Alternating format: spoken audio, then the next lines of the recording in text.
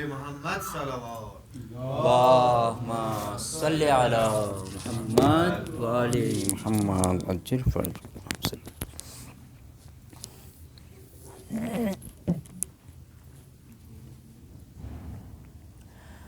اللهم صل على محمد وآل محمد. اللهم صل على محمد وآل محمد. اللهم صل على محمد وآل محمد. بسم الله الرحمن الرحيم.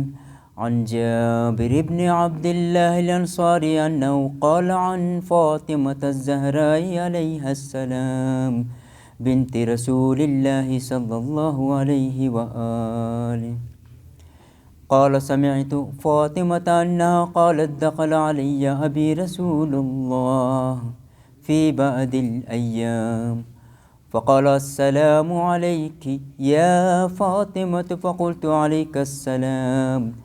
قال إني أجد في بدني ضعفا فقلت لا أعوذك بالله يا أبتاه من الضعف.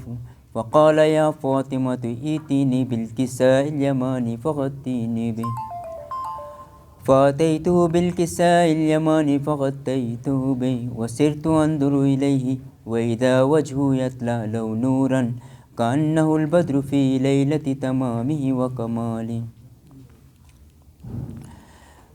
فما كانت إلا ساعة وإذا بولدي الحسن قد أقبل وقال السلام عليك يا أمه. فقلت عليك السلام يا قرة عيني وثمة فؤادي.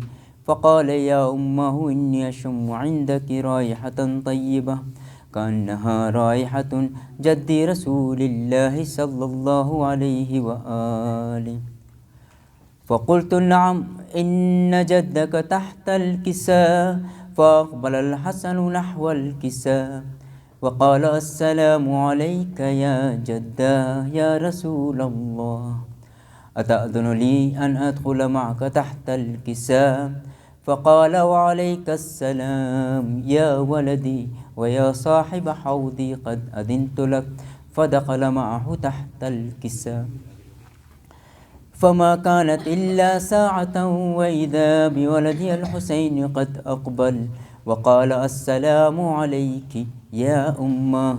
فقلت عليك السلام يا ولدي ويا قرة عيني وثمة فؤادي.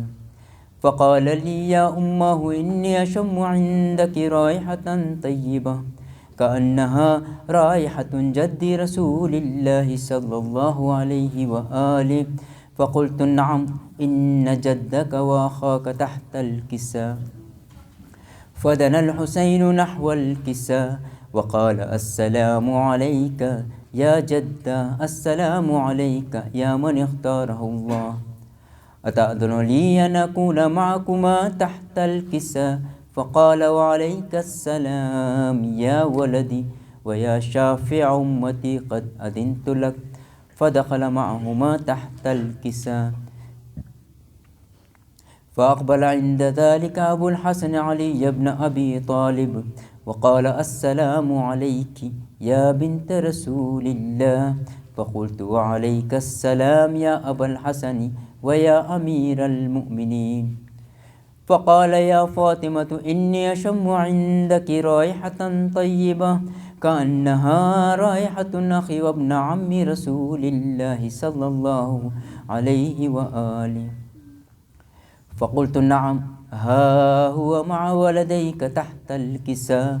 فأقبل علي نحو الكساء وقال السلام عليك يا رسول الله أتأذن لي أن أكون معكم تحت الكساء.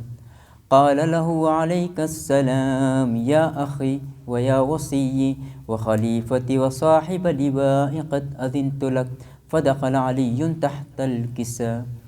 ثم أتيت نحو الكساء وقلت السلام عليك يا أبتاه يا رسول الله أتأذن لي أن أكون معكم تحت الكساء.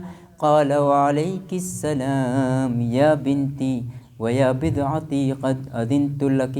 فدخلت تحت الكساء فلما اكتملنا جميعا تحت الكساء أخذ أبي رسول الله بطرفي الكساء وأومى بيده اليمنى إلى السماء وقال اللهم إن هؤلاء أهل بيتي وخاصتي وحامتي لحمهم لحمي ودمهم دمي يؤلمني ما يؤلمهم ويحزنني ما يحزنهم أنا حرب لمن حاربهم وسلم لمن سالمهم وعدو لمن عاداهم ومحب لمن أحبهم إنهم مني وأنا منهم فاجعل صلواتك وبركاتك ورحمتك وغفرانك ورضوانك علي وعليهم وأذهب عنهم الرجس وطهرهم تطهيرا اللهم صل على محمد وآل محمد عجل فقال الله عز وجل يا ملائكتي وسكان سماواتي إني ما خلقت السماء مبنية ولا أرضا مدحية ولا قمرا منيرا ولا شمسا مضيئا ولا فلكا يدور ولا بحرا يجري ولا فلكا يسري إلا في محبة هؤلاء الخمسة الذين هم تحت الكساء فقال الأمين جبريل يا ربي ومن تحت الكساء فقال عز وجل هم أهل بيت النبوة ومعدن الرسالة هم فاطمة وأبوها وبعلها وبنوها اللهم صل على محمد وعلى فقال جبريل يا ربي أتأذن لي أن أهبط إلى الأرض ليكون معهم سادسا فقال الله نعم قد أذنت لك فهبط الأمين جبريل وقال السلام عليك يا رسول الله العلي الأعلى يقرئك السلام ويخصك بالتحية والإكرام ويقول لك وعزتي وجلالي إني ما خلقت السماء مبنية ولا أرضا مدحية ولا قمرا منيرا ولا شمسا مضيئا ولا فلكا يدور ولا بحرا يجري ولا فلكا يسري إلا لأجلكم ومحبتكم وقد أذن لي أن أدخل معكم فهل تأذن لي يا رسول الله فقال رسول الله وعليك السلام يا أمين وحي الله إنه نعم قد أذنت لك فدخل جبريل معنا تحت الكساء فقال لأبي إن الله قد أوحى إليكم يقول إنما يريد الله ليذهب عنكم الرجس أهل البيت ويطهركم تطهيرا اللهم صل على محمد فقال علي عليه السلام لأبي يا رسول الله أخبرني ما لجلوسنا هذا تحت الكساء من الفضل عند الله تبارك وتعالى فقال النبي صلى الله عليه وآله والذي بعثني بالحق نبيا واصطفاني بالرسالة نجيا ما ذكر خبرنا هذا في محفل من محافل أهل الأرض وفيه جمع من شيعتنا ومحبينا إلا ونزلت عليهم الرحمة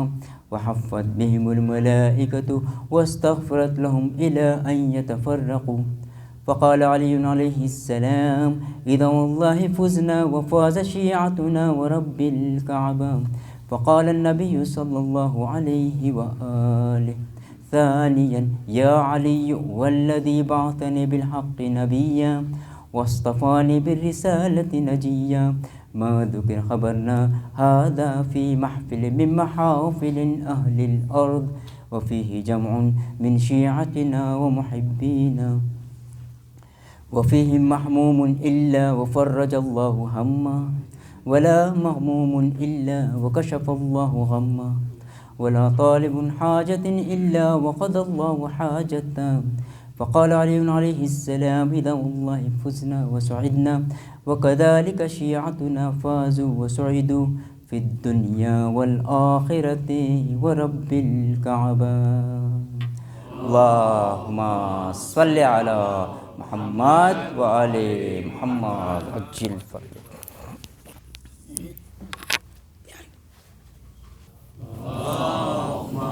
صلی علی محمد و آل محمد عجل فرج اپنے لہو میں آ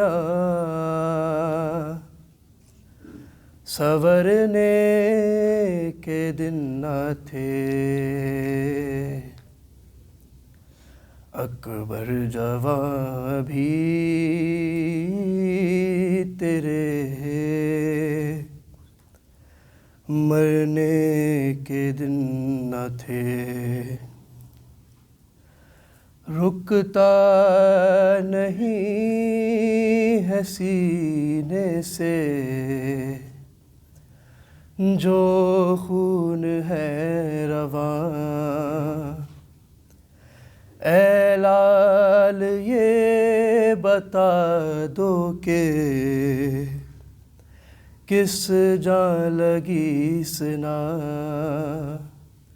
اپنی ریاضتوں کا خزینہ تو دیکھ لوں اکبر ہٹاؤ ہاتھ میں سینہ تو دیکھ لوں اپنے لہو میں آ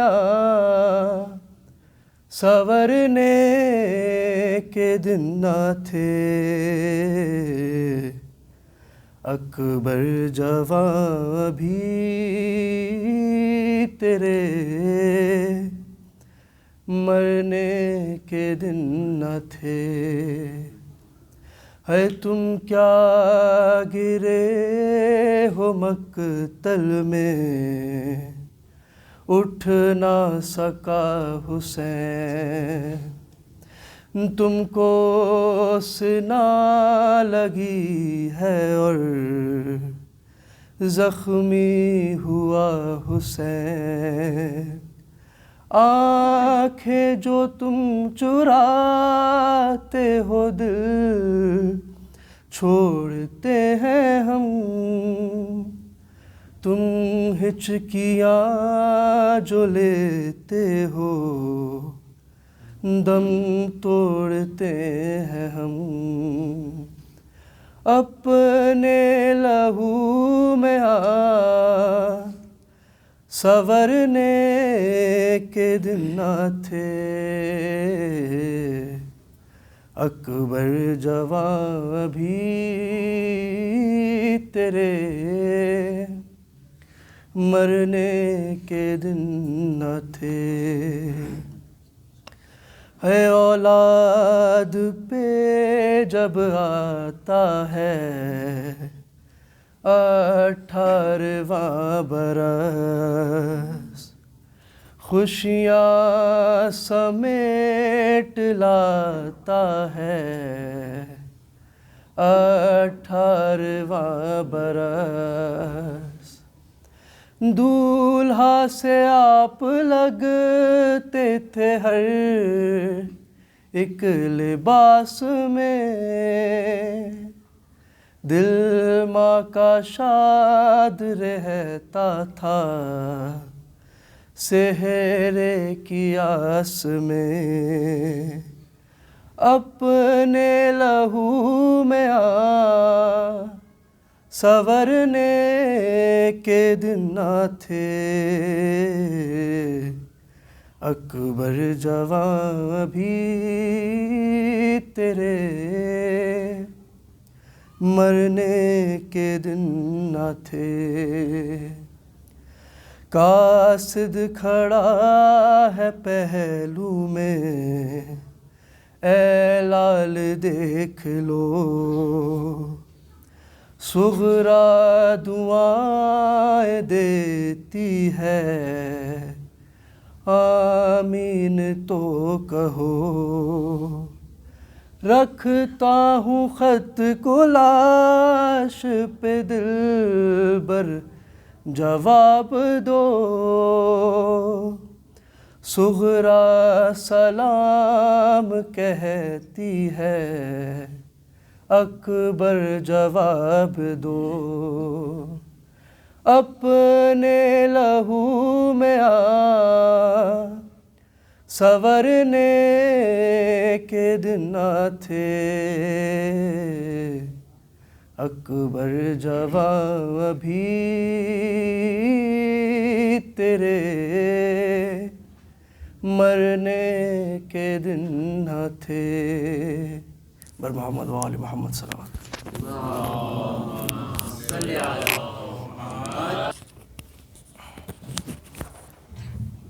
بر محمد و آل محمد صلوات۔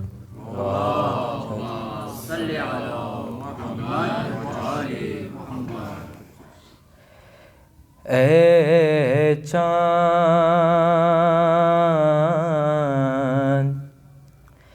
کربلا کے، تو نے تو دیکھے ہوں گے،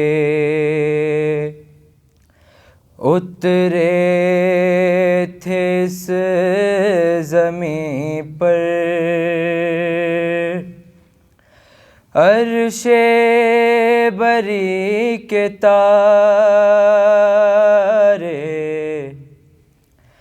اے چاند کربلا کے، اے چاند اس زمین پر رکھیو ہمیشہ ٹھنڈک، سوتے جو ہیں یہاں پر زہرا کے ہیں یہ پیارے، اے چاند کربلا کے، اور مارے گئے یہیں پر بے دردیو ستم سے، مسلم کے دونوں پیارے، زینب کے دونوں بیٹے، اے چاند کربلا کے، اور بازو کٹے یہیں پر عباس با وفا کے، اذن وغا نہ پایا، پانی بھلا نہ پائے، اور اس سرزمین پہ گزرا سرور پہ بھی یہ صدمہ، سینے پہ خائی برچھی ہم شکل مصطفیٰ نے، اے چاند کربلا کے، اور اس بر میں ایک بچی بابا کو ڈھونڈتی تھی، بکھڑے ہوئے پڑے تھے جب سر بریدہ لاشیں، اور پھر یہ بھی تو نے دیکھا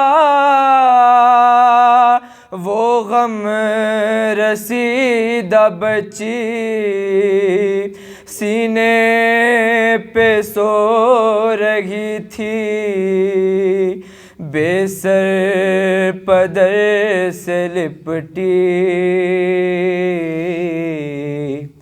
اے چاند کربلا کے تو نے تو دیکھے ہوں گے اترے تھے اس زمیں پر عرش بری کے تارے اے چاند کربلا کے بر محمد و آل محمد صلوات آل محمد صلوات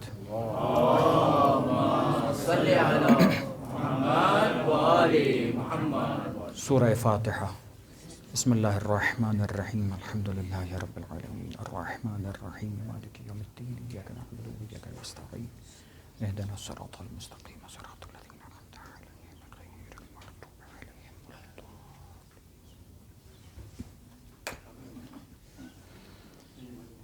لا حول ولا قوة الا باللہ العلی العظیم اعوذ باللہ السمیع العلیم من الشیطان اللعین الرجیم بسم اللہ الرحمن الرحیم الحمد للہ رب العالمین الحمد للہ الذی لم يتخذ صاحبة ولا ولدا ولم يكن له شريك في الملك ولم يكن له ولي من الذل وكبره تكبيرا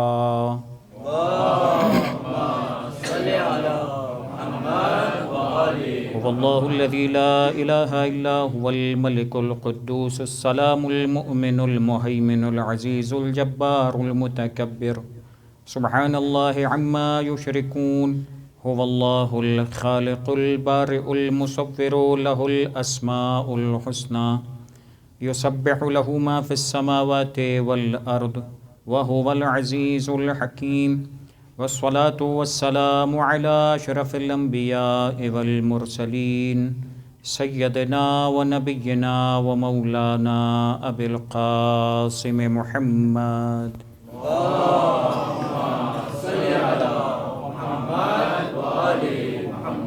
وعلى أهل بيته الطيبين الطاهرين المعصومين المنتجبين الميامين لا سيما على بقية الله في الأرضين وحجته على العالمين الذين ذهب الله عنهم الرجس وطهرهم تطهيرا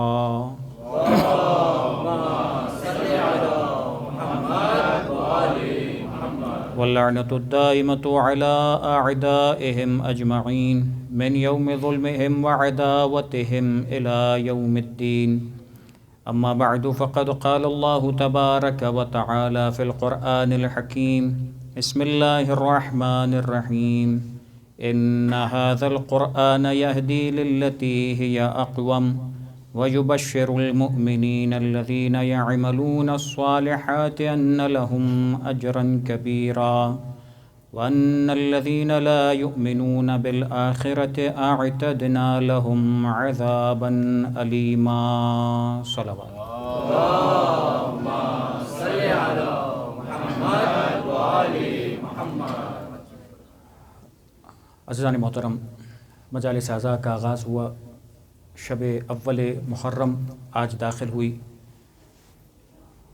سیدہ کونین کی خدمت میں، ان کی آل کی خدمت میں، رسول خدا کی خدمت میں، سید الشہداء کا اور ان کے انصار کا پرسہ پیش کرنے کے لیے ہم سب مسلسل جمع ہوتے رہیں گے، اور دعا کرتے ہیں کہ پروردگار عالم خلوص کے ساتھ ان تمام مراحل کو طے کرنے کی ہم سب کو توفیق عطا فرما.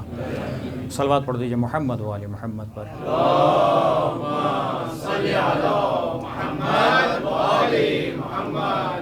آیت مبارکہ جو آپ کے سامنے مسلسل پیش کی جا رہی ہے، اِنَّ هَذَا الْقُرْآنَ يَهْدِي لِلَّتِي هِيَ أَقْوَمُ، بے شک یہ قرآن ان راستوں کی طرف یا اس راستے کی طرف ہدایت دیتا ہے کہ جو سب سے زیادہ مضبوط ترین راستہ ہے۔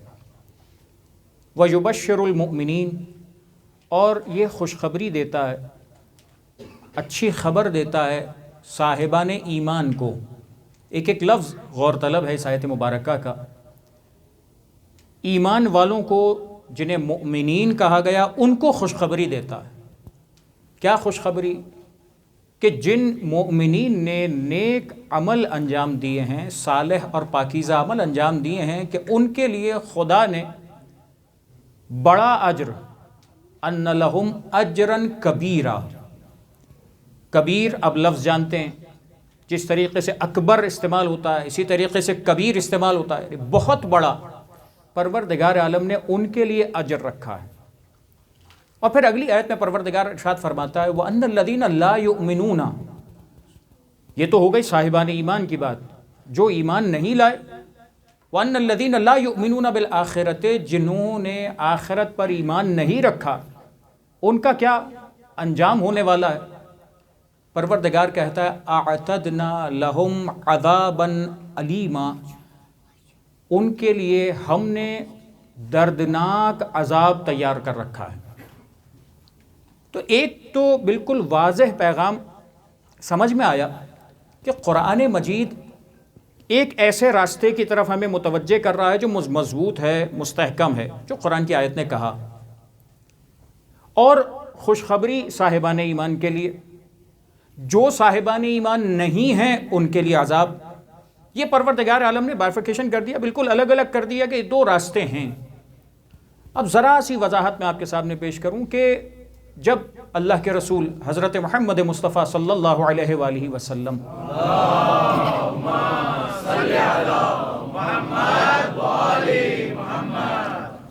قرآن کا پیغام پہنچا رہے ہیں، دین اسلام پہنچا رہے ہیں، اس کے بعد دو طریقے کے راستے ہم کو نظر آئے، دو طریقے کے مذہب، دو طریقے کے یوں کہیں کہ نظریات ہمیں دیکھنے کو ملتے ہیں۔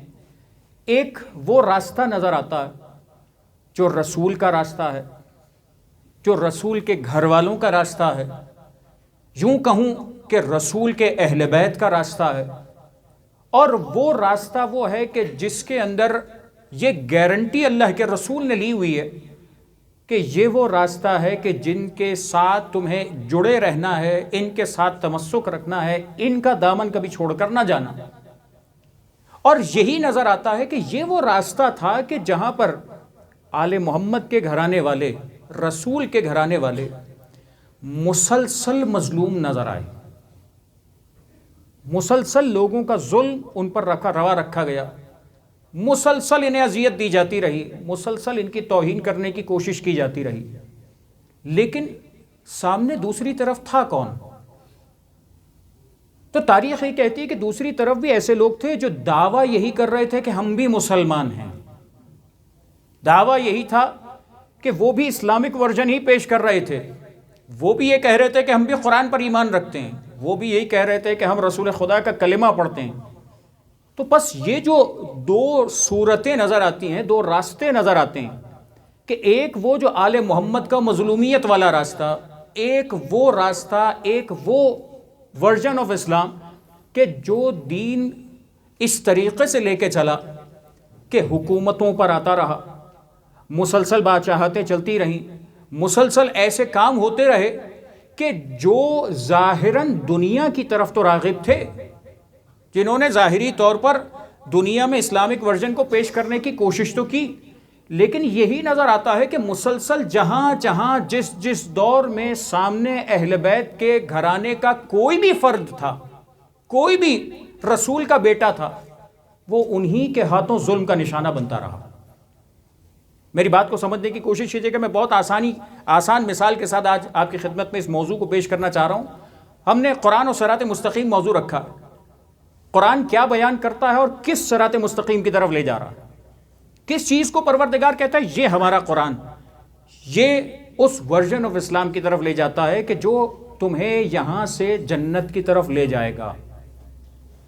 ورنہ دنیا میں ورژن آف اسلام تو بہت سارے، اس کے بعد تو پھر پھیل ہی گئے، اور خود اللہ کے رسول کی حدیثیں موجود ہیں کہ فرقے، بیش بہا فرقے، 70-72 فرقے، تو یہ فرقے تو ہوئے، یہ کس کے فرقے تھے؟ یہ تو اسلام کے فرقے تھے، اسلام ہی کے ورژنز تھے. بس ہم بات کر رہے ہیں اس ورژن کی، اس دین کی کہ جس دین میں، جس پیغام میں اللہ کے رسول نے جب اپنے بعد آنے والے کسی شخص کی بات کی اور ہدایت کی بات کی، تو کل میں نے ایک آیت مبارکہ آپ کے سامنے رکھی تھی. پروردگار نے کیا ارشاد فرمایا سورہ رعد، انما انت منذر ولکل قوم ھاد. آپ ڈرانے والے ہیں اور ہر قوم کے لیے ہدایت کرنے والا رکھا ہے. کون ہے ہدایت کرنے والا؟ علی ابن ابی طالب کے کاندھے پر ہاتھ رکھا، علی تم ہو میری قوم کی ہدایت کرنے والے. بات سمجھ میں آئی؟ اور پھر فرمایا بیکا یہتدی المہتدون، علی تم سے ہدایت پانے والے قیامت تک ہدایت پاتے رہیں گے. یعنی ایک راستہ سمجھ میں آیا کہ جب رسول کے بعد اگر دین کی اصالت، قرآن کو سمجھنے کے اعتبار سے، قرآن سے احکام اخذ کرنے کے اعتبار سے، دینی احکام کو سیکھنے کے اعتبار سے اگر ہم کو راستہ نظر آئے گا تو وہ راستہ سوائے علی ابن ابی طالب کے دوسرا راستہ نہیں ہوگا. بس جب مولا کائنات کی بات آتی ہے تو ایسے حدیثیں نظر آتی ہیں، اللہ کے رسول اس انداز سے بیان کرتے ہوئے نظر آتے ہیں، یا علی مثلوں کا مثل الکعبہ. علی یعنی دنیا کو جب پہچنوایا، لوگوں کو جب پہچنوایا تو کیا کہا؟ مثلوں کا مثل الکعبہ، علی تمہاری مثال کعبے کی طرح ہے. تؤتی الیک ولا تأتی.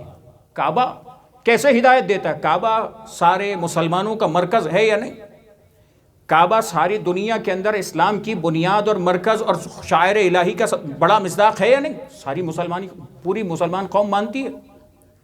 لیکن کیا کعبہ خود تمہارے گھروں پر آ کر کہتا ہے کہ مجھے سجدہ کرو؟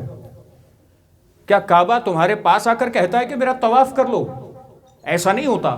کعبہ کو پروردگار نے کیسے مقام پر قرار دیا ہے، ساری دنیا کو پروردگار حکم دیتا ہے اگر کعبہ کا طواف کرنا چاہتے ہو تو جاؤ کعبہ کے پاس. کعبہ کا طواف کا ثواب اسی وقت ملے گا جب کعبہ کے پاس تم پہنچو گے. کعبے کا شرف اس وقت ملے گا جب کعبہ کے پاس تم پہنچو گے. مولا کائنات کے بارے میں اللہ کے رسول کا جملہ کیا ہے؟ فرماتے ہیں یا علی مثلوں کا مثل الکعبہ، تمہاری مثال ایسی ہے جیسے کعبہ. تؤتی الیک ولا تأتی، دنیا کی ذمہ داری ہے کہ حق کو ڈھونڈتے ڈھونڈتے جب وہ حق کی پہچان کرتے ہوئے آئیں تو علی تمہارے قدموں میں آ کر حق کو پالیں. تم نہیں جاؤ گے کہ میرا حق ہے مجھے دے دو، تم نہیں جاؤ گے کہ میرا حق ہے مجھے بتلا دو. تو مولا کائنات کے بارے میں ایک ذمہ داری کیا نظر آئی؟ یعنی علی وہ ذات گرامی ہے، علی ابن ابی طالب وہ ذات ہے کہ پروردگار عالم نے ایسا مرکز ہدایت بنایا ہے، ایسا صراط مستقیم بنایا کہ جس صراط مستقیم کو اللہ کے رسول کہہ رہے ہیں تمہاری مثال کعبے کی مثال ہے، جسے قیامت تک ہدایت چاہیے. سوائے علی ابن ابی طالب کے گھر کے کہیں اور ہدایت ملے گی نہیں. کیسے نہیں ملے گی؟ اور کیسے کیسے مظاہر نظر آئے، کیسے کیسے واقعات نظر آئے. میں بہت ہلکی سی جھلک پیش کر رہا ہوں تاکہ آج موضوع واضح ہو جائے کہ ہم آگے کیا بات کرنے والے ہیں. یہ قرآن ہمیں کس دروازے پر لا کے کھڑا کر رہا ہے. یہ قرآن اگر سیکھنا ہے، سمجھنا ہے، قرآن کی آیات کو سیکھنا سمجھنا چاہتے ہیں تو کیا کریں؟ کس کے در پر جائیں تو قرآن سمجھ میں آئے گا؟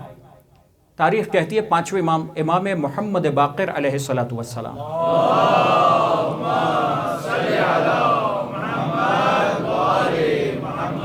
پانچویں امام کا دور ہے. ایک شخص شام سے نکلا. شام کا علاقہ آپ جانتے ہیں، زیارت کرنے کے لیے شام دمشق جاتے ہیں. شام کے علاقے سے نکلا. اب دور ہے پانچویں امام کا، ذرا سا غور فرمائیے گا.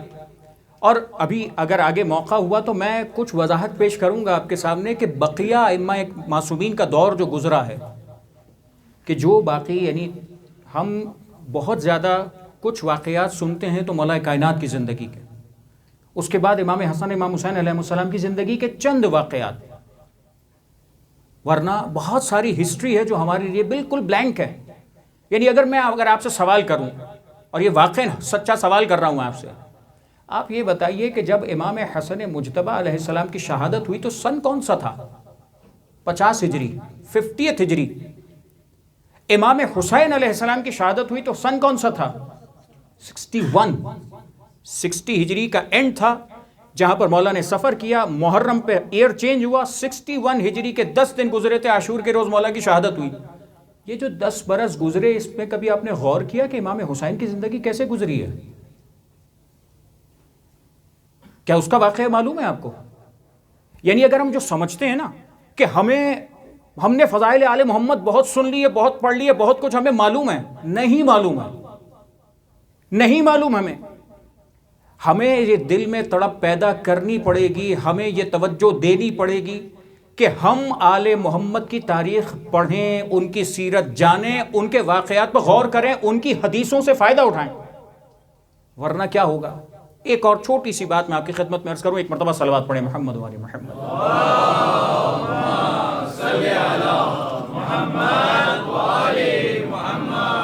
جنگ جمل ہوئی، مولا کائنات نے جو جنگیں لڑی ہیں، اپنے دور خلافت میں 3 جنگیں ہیں. بچوں کے لیے یہ یاد کرنے والی بات ہے. 3 جنگیں مولا نے لڑی تھیں جب مولا کا دور خلافت آیا. کل تقریباً 4 برس کے آس پاس کا وقت تھا، 4 ساڑھے 4 برس کے قریب کا وقت. اس میں 3 بڑی بڑی جنگیں ہیں. جنگ جمل ہے، جنگ صفین ہے، جنگ نہروان ہے. جنگ جمل ہوئی، جنگ اپنے اختتام کو پہنچی، مولا جیت گئے، بصرہ فتح ہو گیا. اس وقت مولا کے لشکر سے مولا کا ایک ساتھی تھا، خوش ہو رہا تھا کہ میرا مولا فتح یاب ہوا، میرا مولا کامیاب ہوا، لشکر اسلام نے فتح پائی. اور کیوں نہ ہو، یعنی آج ہم واقعہ سنتے ہیں، اگر میں آپ کے سامنے وہ جنگ پیش کروں تو آپ کا دل خوش ہو جائے گا کہ میرا مولا کیسی جنگ کر رہا تھا، کیسے کامیابی دلا رہا تھا. تو ایک مومن کا دل خوش ہوتا ہے نا. اب یہاں تو ہم خوش ہو رہے ہیں، تو کیا ہماری خوشی کوئی ویلیو رکھتی ہے؟ لوگوں کے ذہن میں سوال ہے کہ بھائی ہم اگر واقعے کا تذکرہ کر رہے ہیں، یہ تاریخ کے واقعات پڑھ رہے ہیں، معجزات پڑھ رہے ہیں، کوئی خوشی دل میں آ رہی ہے، تو کس کا فائدہ ہے؟ کوئی کیا اس کے اندر کوئی چیز ہے یا نہیں؟ بعض لوگ سمجھتے ہیں کہ نہیں بھائی یہ واقعات کیا ہوتے ہیں، یہ ان کے اندر کیا رکھا ہوا ہے کہ ہسٹری بیان ہو، فضائل بیان ہو، یہ واقعات بیان ہو، جنگیں بار بار بیان کی جاتی ہے، مولا نے ایسی جنگ کی، مولا نے ایسے فتح کیا، مولا نے ایسے مرحب کا سر کاٹ دیا. کیا یہ چیز اہمیت رکھتی ہے؟ نہیں رکھتی. جملہ سنیے گا، نہج البلاغہ کے اندر موجود ہے. میں جو جملہ آپ کے سامنے پیش کرنے جا رہا ہوں، غور فرمائیے گا. مولا اپنے سامنے ساتھی ہے مولا کا. آج ہم سن کر خوش ہو رہے ہوتے ہیں، تو جو مولا کا ساتھی ہوگا وہ کتنا خوش ہوگا کہ ہم جنگ جیت گئے، مولا کے ساتھ جنگ جیت گئے. جب خوش ہوا، مولا کے سامنے تھا، ذہن میں کچھ پریشانی تھی، فکر ہو رہی تھی کچھ. مولا نے دیکھ لیا، پریشانی کس بات کی ہے، فکر کس بات کی ہے، کیوں پریشان ہو رہے ہو؟ کہ مولا مجھے بڑی خوشی ہو رہی ہے کہ ہماری یہ جنگ فتح یاب ہوئی، ہم جیت گئے، آپ کامیاب ہوئے، بڑی خوشی ہوئی. لیکن مجھے جو پریشانی ہو رہی ہے وہ یہ ہو رہی ہے، تشویش ہو رہی ہے وہ یہ ہو رہی ہے کہ میرا جو بھائی ہے نا، وہ اگر یہاں ہوتا تو وہ بھی بڑا خوش ہوتا. مولا نے ایک سوال کیا، ہم سے محبت رکھتا ہے؟ ہماری محبت ہے کہ مولا جان فدا کرتا ہے آپ پر، آپ کا عاشق ہے، آپ پر جان فدا کرتا ہے، آپ سے اتنی محبت کرتا ہے. اگر وہ یہاں ہوتا، آپ کے ساتھ ہوتا، اس لشکر میں لڑتا اور اس بات میں، اس جنگ کی فتح پر خوشی مناتا. مولا نے اگلا جملہ کیا ارشاد فرمایا؟ مولا نے کہا لقد شہدنا. تو یہ سوچ رہا ہے نا کہ وہ یہاں نہیں ہے، تو وہ اس خوشی کو محسوس نہیں کر پا رہا، وہ اس خوشی کو دل کے اندر وہ لذت پا نہیں رہا، اسے وہ ثواب نہیں ملے گا، اسے وہ خوشی نہیں ملے گی. کہا نہیں.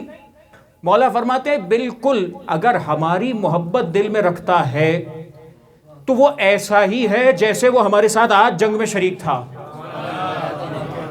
اور نہ فقط یہ، بلکہ مولا نے اگلا جملہ فرمایا، صرف یہ نہیں، وہ جو لوگوں کی، انسانوں کے صلبوں میں آنے والے مومنین جو ہماری محبت قیامت تک آنے والے دل میں رکھتے رہیں گے، وہ بھی ہمارے ساتھ جنگ میں شریک تھے.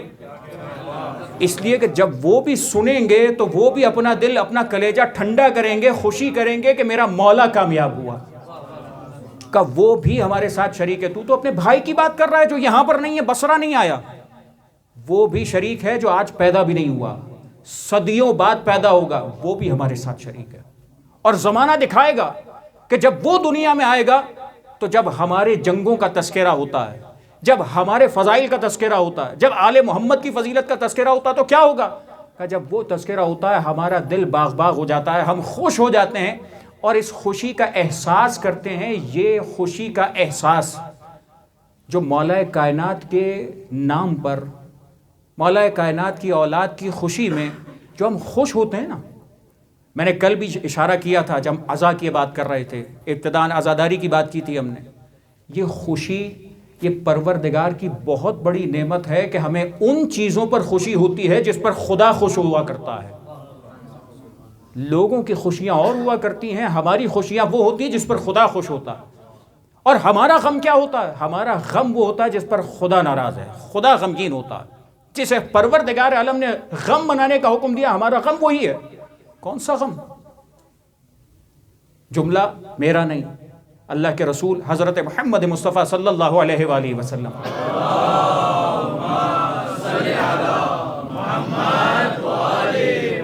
احادیث مبارکہ پیش کرتی ہیں سید الشہداء کا مقام کیا ہے، امام حسین علیہ السلام کا مقام کیا ہے. کئی احادیث نظر آئیں گے، ایک ایک کر کے بیان کروں گا. کہیں یہ بیان ہوا ان لقتل الحسین حرارۃ فی قلوب المؤمنین. یہ حسین کا قتل ہو جانا، امام حسین علیہ السلام کی شہادت، یہ ایسا واقعہ ہے کہ جس واقعے سے ایک صاحب ایمان، ہماری گفتگو کا محور کیا ہے؟ یبشر المؤمنین، اللہ تعالیٰ خوشخبری دیتا، گڈ نیوز ہے ان لوگوں کے لیے جو مؤمن ہے. یہاں بھی مولا یہ اللہ کے رسول فرما رہے ہیں، حدیث فرما رہی ہے کیا؟ ان لقتل الحسین حرارتن، ایک گرمی ہے، ایک تپش ہے، ایک درد ہے. کس چیز کا درد؟ کہ میرا مولا حسین مارا گیا، میرے مولا کو اذیت دی گئی، میرا مولا شہید کر دیا گیا. یہ جو تڑپ ہے نا، اس کو کہتے ہیں حرارت. حرارت آپ اردو میں بھی لفظ استعمال ہوتا ہے. یہ گرمی، یہ گرمی کیسی گرمی ہے؟ جو کوئی بھی صاحب ایمان ہے، جس کے دل میں بھی آل محمد کی محبت کا ایمان ہے، یہ حرارت و گرمی وہ ہے جس میں حدیث فرماتی ہے کہ یہ حرارت رہے گی. کب تک رہے گی؟ کیا تھوڑی بہت حرارت ہے جو پیدا ہوگی تو پتہ چل جائے گا کہ ہاں یہ مومن ہے؟ کہ نہیں، لا تبرد ابدا. یہ ایسی حرارت ہے جو صاحب ایمان کے دل میں خدا نے رکھی ہے، کبھی ٹھنڈی نہیں ہوگی.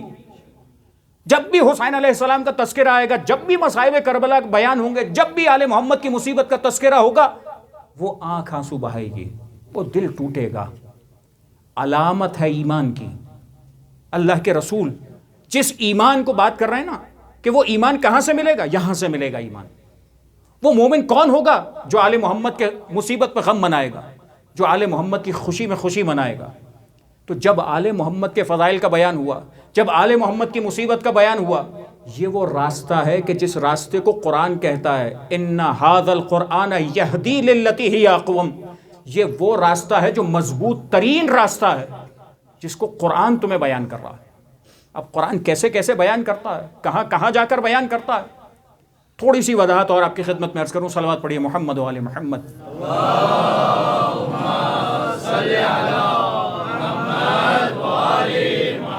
گزارش ہے تھوڑا سا آگے تشریف لیں تاکہ بعد میں آنے والے مومنین کو بھی زحمت نہ ہو. ایک مرتبہ پھر صلوات پڑھ دیں محمد و آل محمد پر.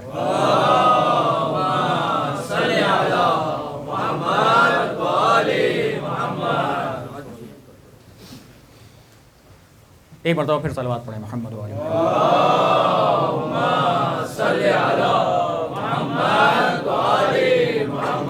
امام حسین علیہ السلام کی محبت، احب اللہ من احب حسینا. ایسے ہی نہیں ہم امام حسین علیہ السلام سے محبت کرتے ہیں، ایسے ہی نہیں ہم عزاداری کے چھوٹے چھوٹے کاموں کو انجام دیتے ہیں. بچوں کو سکھاتے بیٹا سبیل پہ کھڑو پانی پلاؤ، بیٹا فلاں کام ہے، علم اٹھانا ہے تم اٹھاؤ گے، فرش عزا میں جھاڑو دینی ہے تم جھاڑو دو گے.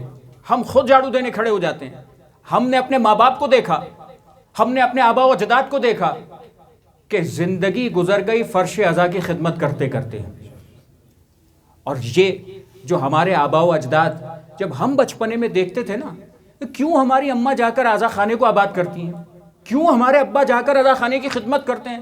بھائی باہر نکلیں تو بہت بڑے آدمی، باہر نکلیں تو کام کاج والی شخصیت، گھر میں ہوں تو سکون و اطمینان کی زندگی ہے. عزا خانے میں پہنچتے ہیں تو کوئی برتن دھو رہا ہے، کوئی فرش عزا پہ جھاڑو دے رہا ہے، کوئی دری بچھا رہا ہے، کوئی کھانا بانٹ رہا ہے، کوئی سبیل پہ کھڑا پانی پلا رہا ہے، کوئی نیاز تقسیم میں لگا ہوا ہے، کوئی مرثیہ پڑھنے میں لگا ہوا ہے، کوئی یا حسین حلقے میں لگا ہوا ہے. یہ کیا ہے؟ یہ وہی برکتیں ہیں جو آباء و اجداد نے جو اپنی امام حسین سے عقیدت ظاہر کی تھی، وہی ہے جو ہمارے خون میں آج امام حسین کی محبت بن کر دوڑ رہی ہے. یہ آباء و اجداد کی یہ احسانات ہیں کہ وہ انہوں نے نیکیاں انجام دی، آج ہمیں پروردگار نے وہ عقیدت عطا کی. احب اللہ من احب حسینا، خدا اس سے محبت کرتا ہے جو امام حسین سے محبت کرتا ہے. حدیث کا جملہ. یعنی اگر امام حسین سے محبت کرو گے تو یاد رکھو تمہیں وہ دروازہ ملے گا کہ تم اگر چاہتے ہو کہ پروردگار تم سے محبت کرے تو تم حسین علیہ السلام سے محبت کرو. تم حسین علیہ السلام سے محبت کرو گے، اور اس محبت کے اندر پھر کوئی قید نہیں ہے، پھر کوئی پابندی نہیں ہے. بس حرام نہیں ہو، باقی ہر چیز عقیدت میں، ہر چیز محبت میں جو تم کر سکتے ہو اگر آل محمد کی محبت میں انجام دیتے ہو، بارگاہ اہل بیت میں قبول ہوتی ہے. اور انشاءاللہ موقع ہوا تو میں ایسے واقعات پیش کروں گا کہ آل محمد کی محبت کی یہ داستانیں کیسے کیسے ائمہ اہل بیت نے بیان کی ہیں. میں ہلکا سا اشارہ کر رہا ہوں، 5ویں امام کی روایت مجھے یاد ہے، مجھے وہ مکمل کرنی ہے، لیکن یہی 5ویں امام ہے. ایک مرتبہ ایک شخص آیا بہت دور سے سفر کرتا ہوا، بہت دور سے، خراسان سے آ رہا تھا، پیدل چلتا چلتا چلتا آیا. جب مولا کے پاس پہنچا ایڑیاں پھٹ چکی تھیں، پیر زخمی ہو گیا تھا. مولا نے کہا یہ کیا ہوا، یہ کیا ہوا، کیا کیفیت ہے؟ کہا مولا بس آپ کی محبت میں کچھ نہیں، چلتا ہوا آ رہا تھا، پیر پھٹ گیا تو پھٹ گیا. مولا نے اس کے اس عمل کو یہ نہیں کہا کہ چپل پہن کے آنا تھا، جو آج دنیا کہتی ہے نا، جب عقل استعمال کرتی ہے، جب اپنی نگاہوں سے دیکھتی ہے، دنیا کی نگاہ، بھائی اب تم بندوبست کر کے آتے، تم فلاں کر کے آتے، تم یہ کر کے آتے، پیر پھٹے ہوئے ہیں، خون بہہ رہا ہے. مولا نے یہ نہیں کہا کہ اس کا انتظام کرنا. مولا نے بجائے اس کے اسے جنت کی بشارت دی کہ تم نے ہماری محبت میں اس عقیدت کا اظہار کیا. یہ عقیدت قبول ہے، یہ عقیدت ہماری بارگاہ میں مستجاب ہے. بس ایک مرتبہ 5ویں امام کا واقعہ میں آپ کی خدمت میں پیش کر رہا تھا. شام کے علاقے سے شخص نکلا، میں پیش کر رہا تھا نا کہ آل محمد کی بارگاہ ہے کیا. نکلا شخص یہ سوچ کے نکلا تھا، ظاہر ہے کہ آل محمد کی محبت نہیں ہے. نکلا اسی لیے ہے کہ میں جاؤں گا 5ویں امام کے پاس، غالباً مولا مکہ یا مدینہ میں تھے، مولا کے پاس جاؤں گا اور وہاں جا کر کچھ بدتمیزی کروں گا تاکہ نعوذ باللہ من ذالک مولا کو ایک مذاق کا نشانہ بنا سکوں. 5ویں امام کا دور ہے، غور کیجئے گا. 5ویں امام کا دور کا مطلب کیا ہوا؟ کربلا ہو چکی ہے، 4تھے امام کا دور گزر گیا، 5ویں امام کے دور کی بات ہو رہی ہے. اب بھی لوگوں کے دلوں میں جو کیفیتیں ہیں نا، اس کو میں آپ کو ذہن میں واضح کرنا چاہ رہا ہوں. ایک مرتبہ نکلا، یہاں پہنچا، جیسے ہی مولا کے خیمے میں بڑے تم تراق سے آ رہا تھا، بڑے اکڑ کے ساتھ آ رہا تھا. جیسے ہی مولا کے خیمے میں آنا چاہتا تھا، ایک مرتبہ خود اس کا پیر اسی کی عبا کے اندر الجھا. جیسے ہی الجھا گر گیا. گرا تو ایک امبیرسمنٹ محسوس ہوئی.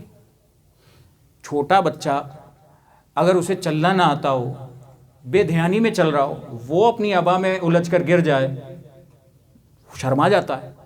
ایک بڑا انسان، اور یہ تو آ رہا ہے اکڑ کے اندر کہ میں جاؤں گا اور مولا کے سامنے یہ کروں گا اور یہ کہوں گا اور اس طرح سے بات کروں گا اور اس طریقے سے اپنے آپ کو کا. جیسے ہی قریب آنا چاہتا تھا، داخل ہوا، اپنے ہی عبا میں پیر الجھا، گر پڑا، اور ایک عجیب سی ہیبت طاری ہو گئی، خوف طاری ہو گیا، فیر کی کیفیت ہو گئی، ڈر لگنے لگا. اب مولا کی بارگاہ میں آیا. اب وہ سارا جو دماغ میں غبار تھا نا کہ میں یوں کروں گا اور میں یہ کہوں گا، سب نکل گیا. اس لیے کہ سب کے سامنے اتنی چھوٹی سی ایسی حرکت ہو گئی کہ جس کو چلنے نہیں آتا وہ امام سے آ کے بات کرے گا، جس کو اپنی عبا سنبھالنے نہیں آتی وہ امام کے آگے آ کر بات کرے گا. کہ جیسے ہی آیا مولا کے سامنے کہنے لگا، مولا میں بڑے بڑوں کے پاس گیا، بڑے بڑوں کی دربار میں گیا ہوں، حتیٰ جملہ ہے کہ میں جناب عبداللہ ابن عباس کی بارگاہ میں بھی گیا ہوں.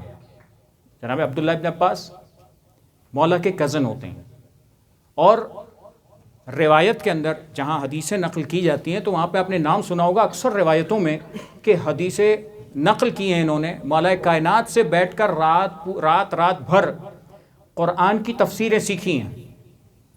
عبداللہ ابن عباس کہنے لگا میں جناب عبداللہ ابن عباس کی بارگاہ میں بھی گیا ہوں, ان کے ساتھ بھی بحث مباحثے ہوئے ہیں, ان کے ساتھ بھی کئی ڈسکشنز ہوئے ہیں, میں دنیا گھوما ہوں. یعنی آج کے زمانے میں ہم کہتے ہیں بھائی دنیا کے بڑے بڑے آدمی دیکھ ڈالے, یہی کہنا چاہ رہا تھا کہ میں نے سب دیکھ ڈالا.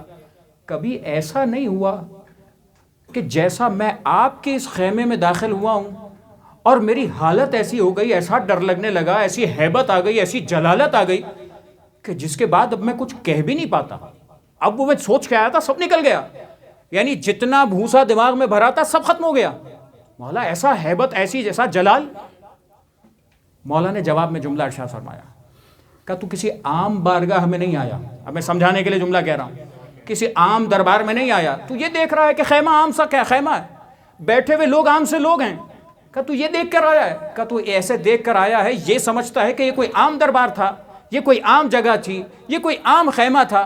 کہ تو اس خیمے میں آیا ہے, اس گھر کے اندر آیا ہے جس کے بارے میں قرآن کہتا ہے. ہمارا موضوع ہے نا قرآن. قرآن کیا کہتا ہے؟ مولا نے آیت پڑھی فی بیوت اذن اللہ ان ترفع ویذکر فیہا اسمہ یسبح لہ فیہا بالغدو والآصال. کہ یہ وہ گھر ہے اور ہم آل محمد جہاں بیٹھتے ہیں وہ مقام, وہ بارگاہ ہوتی ہے کہ جس کو خداوند متعال نے کہا ہے کہ یہ بارگاہ, یہ جگہ وہ ہے کہ جسے خدا نے بڑا مقام عطا کیا ہے. سورہ نور کی آیت فی بیوت اذن اللہ ان ترفع, پروردگار عالم نے بڑا مقام دیا. کہ تو کسی عام شخص کی بارگاہ میں نہیں آیا, تو ہمارے اہل بیت کے گھر میں آیا ہے. تو کیا سمجھتا ہے؟ سادی سی چیز کو دیکھ کر, سادے لوگوں کو دیکھ کر, ایک نارمل سا لباس پہنے ہوئے انسان کو دیکھ کر تو یہ سمجھتا ہے کہ تو کچھ چاہے گا اور گستاخی کر لے گا. یہ خدا کی بارگاہ ہے, یہ خدا کے نمائندے کی بارگاہ ہے, یہ اس گھر کا دروازہ ہے کہ جس گھر کو خدا نے عزت عطا کی. بات سمجھ میں آئی؟ یعنی یہ قرآن جب سیکھنا ہے, جب قرآن سمجھائے گا تو اس بارگاہ تک لے جائے گا, آل محمد کی بارگاہ تک پہنچا دے گا. بات آپ کی خدمت میں عرض کر رہا تھا کہ یہ صراط مستقیم, یہ دنیا میں انسان کے لیے راستے, دو راستے چلے. ایک آل محمد کا راستہ چلا, ایک آل محمد کے علاوہ لوگوں کا راستہ چلا جو مختلف طریقوں سے مختلف ڈائمنشن میں موو ہوتا رہا. آج اگر میں آپ کی خدمت میں عرض کروں, دنیا کے اندر کتنے مسائل انسان دنیا میں بستے ہیں اور مختلف قسم کے مسائل, مختلف قسم کی باتیں, مختلف قسم کے اعتراضات سب کو ہو رہا ہوتا ہے. لیکن اگر مثال کے طور پر سولوشن کی بات آتی ہے, کسی میڈیکل فیلڈ کے کسی MBBS ڈاکٹر سے یا کسی ریسرچ کرنے والے کسی PhD سے اگر ہم بات کریں کہ اس انسان کا علاج کیا ہے, کیوں اتنی مثال کے طور پر کمپلیکیشنز ہیں, کہ باڈی صحیح ہو جائے گی, انسان صحیح ہو جائے گا. اس لیے کہ اس MBBS نے, اس میڈیکل سائنس والے نے پڑھا ہی اس باڈی کو ہے, تو وہ کہتا ہے باڈی صحیح باقی سب صحیح.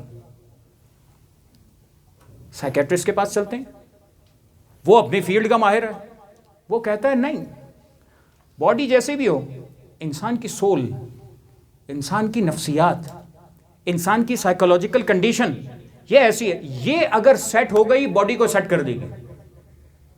یہ کہتا ہے کہ نفسیات حل ہے. کسی اور کے پاس جاتے ہیں وہ کچھ اور کہہ دیتا ہے, چوتھے کے پاس جائیں گے وہ کچھ اور کہہ دے گا, کسی سیاسیات والے کے پاس جائیں گے, بس انسان کا مسئلہ روٹی ہے, غذا ہے, اگر اسے غذا فراہم کر دی جائے انسان سیٹ ہو جائے گا, نہیں ہوتا. دوسرا کہتا نہیں اس کا مکان ہے, کوئی کہے گا اس کی فیملی ہے, کوئی کہے گا کچھ اور. دنیا میں ہر ایک اپنے اپنے جس چیز کو پڑھتا ہے علم میں سے, وہ اپنے علم کے مطابق کسی نہ کسی سولوشن تک پہنچ جاتا ہے. اب سوال یہ ہے کہ ہم جس قرآن کی بات کر رہے ہیں, قرآن نے کوئی حل دیا یا نہیں دیا؟ کیا قرآن ایسے راستے کو دکھاتا ہے یا نہیں دکھاتا؟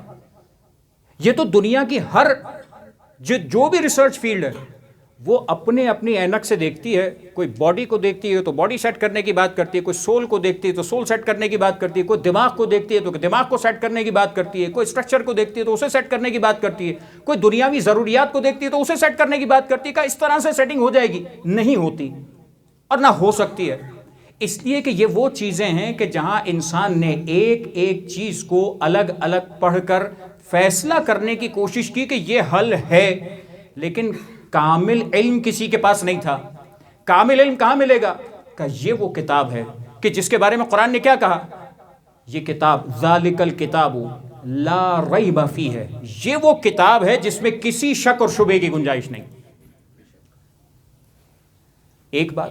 دوسرا، قرآن خود دعویٰ کرتا ہے، آپ جب نماز غفیلہ پڑھتے ہیں ایک آیت مبارکہ کا حصہ، لا رطب ولا یابس الا فی کتاب مبین، کوئی خشک نہیں ہے، کوئی تر ایسا نہیں ہے جو ہم نے اس کتاب مبین میں جمع نہ کر دیا ہو۔ دعویٰ تو قرآن کا ہے، نکال کے کون دے گا؟ یہ ہمیں سمجھائے گا کون؟ یہ ہمیں ان چیزوں کی طرف گائیڈ کون کرے گا؟ عزیزان گرامی، قرآن بھی دو راستوں کی بات کرتا۔ کون سے دو راستے؟ پروردگار کہتا کہ ہم نے وَہَدَيْنَاهُ النَّجْدَيْنِ، پروردگار کہتا کہ ہم نے دو راستوں کی طرف ہدایت دی۔ ایک مقام پہ یہ ارشاد فرمایا، سورہ حل اتا، آپ نے بارہا یہ سورہ پڑھا ہے جس میں آل محمد کا قصیدہ حل اتا علی الانسان حین من الدہر لم یکن شیئا مذکورا انا خلقنا الانسان من نطفۃ امشاج نبتلیہ فجعلناہ سمیعا بصیرا۔ پروردگار کہتا ہے کہ انسان پہ ایسا وقت نہیں گزرا کہ جب وہ قابل قدر چیز ہی نہیں تھا، جب کچھ تھا ہی نہیں، ایسا ٹائم بھی تو گزرا انسان پہ، ہم نے اس انسان کو خلق کیا۔ پروردگار کہتا ہے انسانیت کیسے؟ کہ انسان کو ہم نے خلق کیا، ہم نے بنایا۔ اور کیسے بنایا؟ من نطفۃ امشاج، ایک ملے جلے نطفے سے ہم نے انسان کو بنایا۔ قرآن بیان کرتا ہے پھر کیا کیا؟ نبتلی ہے، تاکہ ہم اس کو آزمائیں۔ فجعلناہ سمیعا بصیرا، اور اس لیے تاکہ ہم نے اس کو آزمانا تھا، ہم نے اس کو سماعت والا یعنی سننے والا بھی بنایا، بصیرت یعنی دیکھنے والا بھی بنایا۔ پھر پروردگار کہتا ہے کہ جب یہ راستہ، یہ انسان کی خلقت ہو گئی، انا خلقنا الانسان، ہم نے اس انسان کو بنا دیا، پھر پروردگار کہتا ہے ہم نے اس انسان کو دونوں راستے دیے، ہم نے اس کو دونوں راستے دیے، اما شاکرن و اما کفورا، چاہے یہ شکر گزار بنے چاہے کفران نعمت کرنے والا بنے، دو راستے آ گئے۔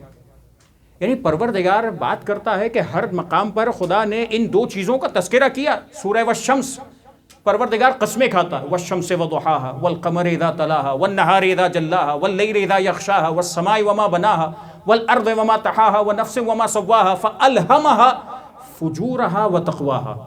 11 قسمیں کھانے کے بعد خدا کہتا ہے ہم نے اس نفس کے اندر فجور بھی رکھا ہے، تقوی بھی رکھا ہے۔ یعنی یہاں یہ انسان وہ ہے کہ جس کے اندر دونوں صلاحیتیں خدا نے رکھی ہیں، چاہے تو اللہ کا شکر گزار بندہ بنے، تقوی کی طرف آ جائے، چاہے اللہ کا نافرمان بنے، فجور کرنا، گناہ کرنا شروع ہو جائے۔ رکھی ہم نے دونوں صلاحیتیں۔ یعنی پروردگار عالم نے جو انسان کی خلقت، انسان کی بنیاد اور انسان کو بتائے گئے راستے، ہر چیز کا بیان قرآن میں دیا۔ جب اتنا واضح پروردگار قرآن میں بیان کرتا ہے تو اب آگے نجات کا بھی راستہ دیا ہے کہ نہیں؟ کیا خدا نے نجات کا راستہ بیان کیا؟ ہاں، پروردگار کہتا ہے کہ جب دونوں چیزیں بیان کر دیں تو قد افلح من زکاہا، پروردگار کہتا ہے کہ جو اس نفس کو پاکیزہ بنائے گا وہ کامیاب ہو جائے گا، وقد خاب من دساہا، جو اس نفس کی مہار چھوڑ دے گا، اپنی مرضی چلانا شروع کر دی، وہ ناکام ہو جائے گا، وہ دنیا میں برباد ہو جائے گا، آخرت میں بھی برباد ہو جائے گا۔ بس عزیزان گرامی، یہ دو راستے تو نظر آ رہے ہیں مسلسل۔ قرآن کی میں نے کئی آیات آج آپ کے سامنے پیش کی ہیں کہ دو راستے ہیں۔ ایک راستہ وہ راستہ ہے کہ جو آل محمد کے ساتھ چل رہا ہے، ایک راستہ وہ راستہ ہے جو اس کے علاوہ لوگوں نے اختیار کیا، لیکن ایک بنیادی ترین فرق ہے۔ آل محمد کا راستہ جب نظر آتا ہے تو آل محمد مسلسل یہ گارنٹی لیتے ہوئے نظر آتے ہیں کہ اگر ہماری محبت دل میں بسا لی تو ہم دنیا میں بھی تمہیں کامیاب رکھیں گے، قیامت میں بھی ہم تمہارا سہارا بنیں گے۔ دوسرا جو ورژن ہے وہاں پر یہ چیز نظر نہیں آئے گی آپ کو، بہت ہوگا تو دنیا کی بات نظر آئے گی۔ بس اب جب قرآن جس راستے کی بات کر رہا ہے تو سوائے آل محمد کے کوئی اور راستہ میں اڈاپٹ کرنے کی کوئی سچویشن بنتی نہیں ہے، کہ ہم آل محمد کا راستہ چھوڑ کر جائیں؟ کون سا آل محمد کا راستہ؟ وہ آل محمد کا راستہ کہ جس آل محمد کے راستے پر پروردگار عالم مختلف مقامات پر مختلف پیغامات ارشاد فرماتا. آل محمد کا راستہ کون سا؟ وہ راستہ جو صاحبان امر کا راستہ. قرآن مجید نے کہا نا کہ تمہارا پروردگار عالم نے کیا واسطہ رکھا ہے کہ تمہارا ولی اللہ ہے، اس کا رسول ہے. تم اطاعت کرو کس کی؟ اللہ کی، اس کے رسول کی اور صاحبان امر کی. تو جہاں اللہ کی اطاعت آئی، رسول کی اطاعت آئی، صاحبان امر کی اطاعت آئی، بس ایک پروردگار عالم راستہ بیان کرتا ہے کہ اگر تمہیں قیامت تک ہدایت چاہیے، قیامت تک اگر تمہیں صحیح راستہ چاہیے تو صاحبان امر کو ڈھونڈتے رہنا. جہاں صاحبان امر نظر آئیں گے وہاں تمہیں وہ راستہ نظر آ جائے گا. اب سوال، کیا یہ صاحبان امر کہ جن کی ہم بات کر رہے ہیں، یہ آل محمد جن کی ہم بات کر رہے ہیں، ان آل محمد کی بارگاہ میں کیا ہم کوئی دعا پیش کر سکتے ہیں، کوئی سوال کر سکتے ہیں؟ یا ان آل محمد کی جب ہمیں یاد آتی ہے تو ہم کیا فریضہ انجام دیں؟ چھٹے امام امام جعفر صادق علیہ الصلوۃ والسلام،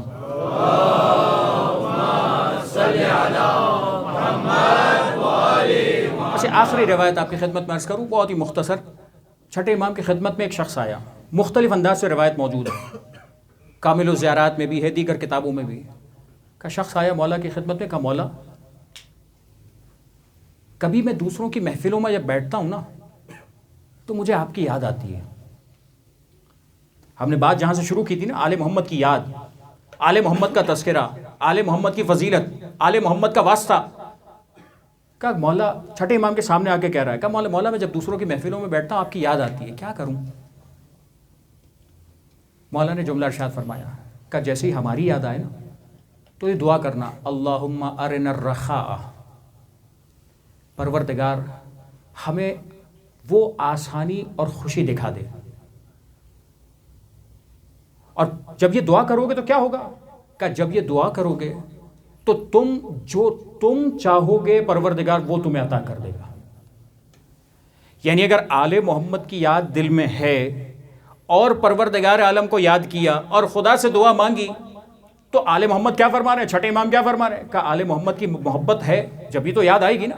چھٹے امام فرما رہے ہیں جب ہماری یاد آئے تو تم دعا کرنا کہ پروردگار ہمیں آسانی دکھا دے، ہمیں خوشی دکھا دے. کہ جیسے تم دعا کرو گے پروردگار تمہیں وہ جو تم چاہتے ہو وہ عطا کر دے گا. جو تم چاہو، جس چیز کو تم نے پسند کیا، جس چیز کی تمہیں چاہت ہے وہ تمہیں عطا کرے گا، تمہیں وہ خوشی دکھائے گا. دوسرا سوال کیا، مولا ایسا بھی ہوتا ہے کہ اکثر لفظ ہے کثیرن، جسے میں اردو میں ٹرانسلیٹ کر رہا ہوں اکثر کہہ کر، کثیر بھی استعمال ہوتا ہے. یہی شخص دوسرا سوال کرتا ہے کہ مولا اکثر ایسا ہوتا ہے کہ مجھے سید الشہداء امام حسین کی یاد آتی ہے، تو میں کیا کروں؟ مولا نے اگلا جملہ ارشاد فرمایا کہ جب حسین علیہ السلام کی ہمارے جد کی یاد آئے نا تو 3 مرتبہ کہنا، السلام علیک یا ابا عبداللہ، السلام علیک یا ابا عبداللہ، السلام علیک یا ابا عبداللہ الحسین. کہ 3 مرتبہ امام حسین علیہ السلام پہ سلام کرنا. کہ جب تم سلام کرو گے تو سوال پیدا ہوگا نا. آج میں آپ کے سامنے روایت پڑھا ہوں، آپ کے ذہن میں بھی سوال آئے گا، مولا یہ میرا سلام مولا تک پہنچے گا، یہ میری سلام کے جملے مولا تک پہنچیں گے؟ مولا نے پوچھے بغیر جواب دیا کہ مولا کی خدمت میں جب کوئی سلام پیش کرتا ہے، چاہے قریب ہو چاہے دور ہو، پروردگار عالم یہ سلام مولا تک پہنچاتا ہے. یہ ہے آل محمد، یہ ہے ان کا مقام و عظمت خدا کی بارگاہ میں. ہمیں یہ سکھایا گیا. یاد آئی سید الشہداء کی، سید الشہداء پر سلام کرو. اور یہ سلام ایسا نہیں کہ تم نے صرف عقیدت کا اظہار کر لیا، بس زبان کو تسلی ہو گئی، دل کو تسلی ہو گئی. نہیں، یہ سلام پہنچے گا تمہارا بارگاہ امام حسین تک. اور پھر فرمایا کہ جب آقا حسین شہید کیے گئے نا تو کیا کیفیت ہوئی؟ کہ اس وقت 7 آسمان 7 زمینیں، جو کچھ آسمان میں ہے، جو کچھ زمین میں ہے، اور جو کچھ ان آسمانوں اور زمین کے درمیان ہے، اس میں سے کوئی لفظ میں نے اپنی طرف سے اضافہ نہیں کیا. آسمان سارے، زمینیں ساری، آسمان میں جو کچھ ہے وہ بھی، زمین میں جو کچھ ہے وہ بھی، اور زمین اور آسمان کے بیچ میں جو کچھ ہے وہ بھی، کہ سب کے سب گریہ کر رہے تھے، سب نے گریہ کیا ہے۔ اب سمجھ میں آیا، رونے والے صرف ہم نہیں، گریہ کرنا صرف ہماری کیفیت نہیں ہے۔ چھٹے امام فرما رہے ہیں کہ جب ہمارے جد کو شہید کیا گیا نا تو اس طریقے سے سب نے گریہ کیا ہے۔ اور کیا آل محمد کی کیفیت تھی، تاریخ کہتی ہے، بس چند جملے آپ تاریخ کے بھی سن لیجئے۔ تاریخ کہتی ہے کہ جب سید الشہداء ایک مرتبہ مدینہ میں موجود ہیں، مسجد میں بیٹھے ہیں، رات کا وقت ہے، حاکم کا نمائندہ آتا ہے اور ایک مرتبہ پیغام دیتا ہے کہ آپ کو حاکم نے یاد کیا ہے۔ جب یہ پیغام ملا، مختصر پیش کر رہا ہوں، پیغام ملا، وہاں پر ایک اور شخصیت بھی موجود تھی، اسے بھی پیغام دیا گیا، تمہیں بھی بلایا ہے۔ کہ جب دونوں کی گفتگو ہوئی، مولا نے کہا کہ میں سمجھتا ہوں کہ حاکم شام دنیا سے چلا گیا ہے، اور یہ حاکم ہمیں بلا رہا ہے تاکہ اس کے بعد آنے والے کی بیعت مانگ سکے۔ کہ پھر کیا؟ کہ جب اس قاصد کو جواب دینا تھا، مولا نے کہا ہاں ٹھیک ہے ہم آتے ہیں۔ کچھ دیر گزری، گفتگو ہوئی، قاصد دوبارہ آیا کہ آپ کو بلایا ہے، کہ ہم آ رہے ہیں۔ مولا گھر پر آئے، بنی ہاشم کے جوانوں کو تیار کیا۔ آپ جانتے ہیں نا بنی ہاشم کے جوان کون؟ بنی ہاشم کے جوان، ان بنی ہاشم کے جوانوں کا تذکرہ مولا رضا علیہ السلام نے کیا ہے۔ کل میں نے روایت کا ایک جملہ پیش کیا تھا، دوسرا جملہ سنیے۔ مولا فرماتے ہیں ان کنت تبکی، اگر ان کنت باکیا لشیء فابک للحسین، اگر تمہیں کسی بات پر رونا آئے نا، حسین پر گریہ کرنا۔ فإنہ ذبح کما یذبح الکبش، انہیں اس طریقے سے ذبح کر دیا گیا جیسے گوسفند کو ذبح کیا جاتا ہے۔ وقتل معه من اہل بیتہ 18 رجلا، اور ان کے اہل بیت میں سے 18 بنی ہاشم کو ان کے ساتھ شہید کیا گیا تھا۔ یہ کون 18 بنی ہاشم کے جوان تھے؟ ما لہم فی الارض شبیہون، مولا رضا مرثیہ پڑھ رہے ہیں، ابن شبیب کے سامنے گفتگو ہو رہی ہے، ان جیسا زمین پر کوئی بھی نہیں تھا۔ ایسے 18 بنی ہاشم تھے، نہ جانے کیا مان تھے یہ 18 بنی ہاشم۔ جب امام رضا علیہ السلام بیان کر رہے ہیں امام حسین علیہ السلام کو کتنا مان ہوگا ان 18 بندوں پر، اور ان 18 بنی ہاشم کے جوانوں پر سیدہ زینب سلام اللہ علیہ کو کتنا مان ہوگا۔ اور سب سے بڑھ کر ارے وہ شخصیت کے جو دنیا سے جب جا رہا تھا اور آخری سلام کیا تھا، مولا نے کمر کو تھاما، الان انکسر ظہری، عباس تو کیا گیا؟ حسین کی کمر شکستہ ہو گئی۔ بنی ہاشم کے جوانوں کا حال جانتے ہیں نا، علمدار ہیں حضرت عباس علمدار۔ ایک مرتبہ بنی ہاشم کے جوانوں کو لیا کہ ہم دربار جا رہے ہیں، تم باہر رہنا۔ اہل منبر بیان کرتے ہیں شخصیات باہر رہی ہیں، مولا عباس تلوار لیے کھڑے ہوں گے نا، ارے کس کی مجال ہے میرے آقا حسین پر کوئی آنکھ اٹھا کر دیکھے، ارے کس کی مجال ہے میرے آقا سے بلند آواز میں گفتگو کرے۔ ایک مرتبہ مولا دربار میں داخل ہوئے، ایک مرتبہ مولا نے گفتگو کی، کیا معاملہ کیا ہے؟ کہ یہ اس طریقے سے معاملہ ہے، ہم آپ سے بیعت چاہتے ہیں، کہ ہم اس رات کے سناٹے میں بیعت لے کر کیا کرو گے؟ صبح ہوگی ہم فیصلہ اس وقت کریں گے، اس صبح کے اجالے میں ہم سے بات کرنا۔ کہ ایک مرتبہ کسی نے یہ جملہ کہا، حاکم کے کان میں ایک جملہ کہا کہ اے حاکم، حسین کا سر اتار لے، اگر ابھی نکل گئے پھر تیرے ہاتھ نہیں آئیں گے۔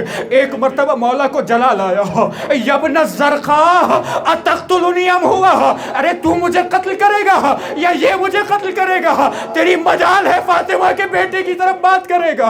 ایک مرتبہ مولا نے جلال کے عالم میں جملہ کہا، عجب نہیں وہ بنی ہاشم ایک مرتبہ داخل ہوئے ہو، کس نے نام لیا، ارے کس نے میرے مولا کو جلال دلایا۔ ایک مرتبہ مولا پلٹ کر آئے، یہ مدینہ ہے، ارے یہ مدینہ ہے۔ ایک مرتبہ میرا مولا گھر میں آیا، عباس سواریوں کو تیار کیا جائے۔ 250 سواریوں کا تذکرہ ملتا ہے کہ مولا نے کہا سواریوں کو تیار کیا جائے۔ کچھ پر سامان سفر رکھا، کچھ پانی کے لیے مختص کی، کچھ زیورات کے لیے رکھے گئے، کچھ کسی اور سامان کے لیے رکھے گئے، کچھ پر بیویوں کو سوار ہونا تھا۔ سامان سفر تیار ہوتا رہا۔ اب ایک محضر تھا، اب ایک لسٹ تھی، اب ایک فہرست تھی، ارے جن لوگوں کو مولا کے ساتھ سفر کرنا ہے۔ ایک مرتبہ مولا نے سب بیبیوں کو تیاری کا حکم دیا۔ رات تھی، مولا وداع کے لیے تشریف لائے۔ ایک مرتبہ مولا جب وداع کے لیے آئے ہیں، تاریخ نے لکھا کہ ایک مرتبہ رات میں مولا نے جب ایک مرتبہ اللہ کے رسول کے روضے کی طرف قدم بڑھایا، ایک مرتبہ اللہ کے رسول کی قبر کی طرف آنا چاہتے تھے، بڑے قدم جما کر چل رہے تھے۔ راوی کہتا ہے ارے جیسے کوئی بادشاہ جا رہا ہو، جو کوئی وقار کے عالم میں جا رہا ہو، قدم جما کر جا رہے تھے۔ ایک مرتبہ رسول کی قبر پر گئے، سلام کیا، السلام علیکہ یا رسول اللہ، اے رسول خدا پر سلام، انا ابن بنت رسول، اے نانا رسول خدا، میں آپ کی بیٹی کا بیٹا ہوں۔ آج امت نے یہ وقت دکھلایا، آج ہمیں جانے پر مجبور کیا۔ نانا کی قبر سے وداع کر رہے تھے، ایک مرتبہ بھائی کی قبر پر آئے، بھائی کی قبر پر بڑی شان سے قدم اٹھاتے ہوئے گئے، بھائی کی قبر سے وداع کیا۔ ایک مرتبہ ماں کی قبر کی طرف بڑھے۔ علماء کہتے ہیں جب ماں کی قبر کی طرف جا رہے تھے نا، اس انداز سے قدم اٹھا رہے تھے، کوئی چھوٹا بچہ جیسے اپنے ماں کے کلیجے سے لپٹنے جاتا۔ مولا اپنی مادر گرامی کی قبر کی طرف گئے، سلام کیا، السلام علیکی یا اماں، اے مادر گرامی ہمارا سلام۔ بعض علماء جملہ کہتے ہیں، قبر سے آواز آئی، وعلیک السلام یا غریب الام، اے ماں کے غریب بیٹے، اے ماں کے پردیسی بیٹے، تجھ پر بھی میرا سلام۔ اجرکم علی اللہ، اجرکم علی اللہ۔ یاد رکھیے گا نا، ہر سال یہ واقعے سنتے ہیں، ہر سال یہ منظر سنتے ہیں۔ جب ہم یہ واقعے یاد کرتے ہیں، دلوں میں مدینے کی تصویر آتی ہے نا، دلوں میں مولا کا فراق آتا ہے نا۔ ارے جس نے ساری زندگی اپنے نانا کے ساتھ گزاری تھی، نانا کی قبر پر آتے رہے تھے، آج امت نے مجبور کیا ہے، امت مجبور کر رہی ہے، مولا مدینہ سے چھوڑ کر جانے پر مجبور ہوئے ہیں۔ ایک مرتبہ طے کیا، مولا مادر گرامی کی قبر سے نکلے، ایک مرتبہ قافلہ تیار ہو رہا ہے، کچھ ملاقاتوں کا تذکرہ ملتا ہے۔ ایک ملاقات اس طرح سے ملی کہ ایک مرتبہ جابر ابن عبداللہ انصاری سے ملاقات ہوئی، کہنے لگے، ہر ایک نے اپنے اپنے اعتبار سے بات کی۔ جابر ابن عبداللہ انصاری نے گفتگو کی کہ مولا چھوڑ کر نہ جائیے، آپ جس طریقے سے آپ کے بھائی نے صلح کی تھی، صلح کر لیجئے۔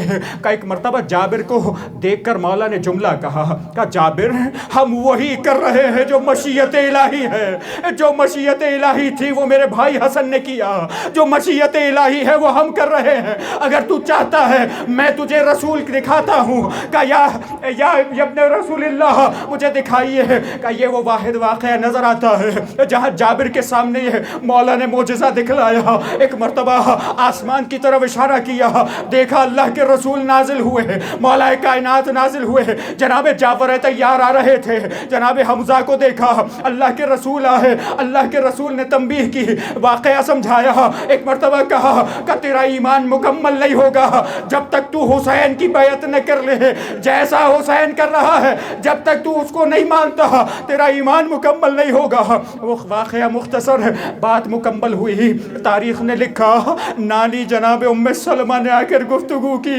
ایک مرتبہ نانی جان کہنے لگی بیٹا کہاں کا ارادہ ہے؟ ایک مرتبہ آقا کہنے لگے نانی جان میں اپنی قتل گاہ کی طرف بڑھ رہا ہوں، ہم عراق کی طرف جانا چاہتے ہیں۔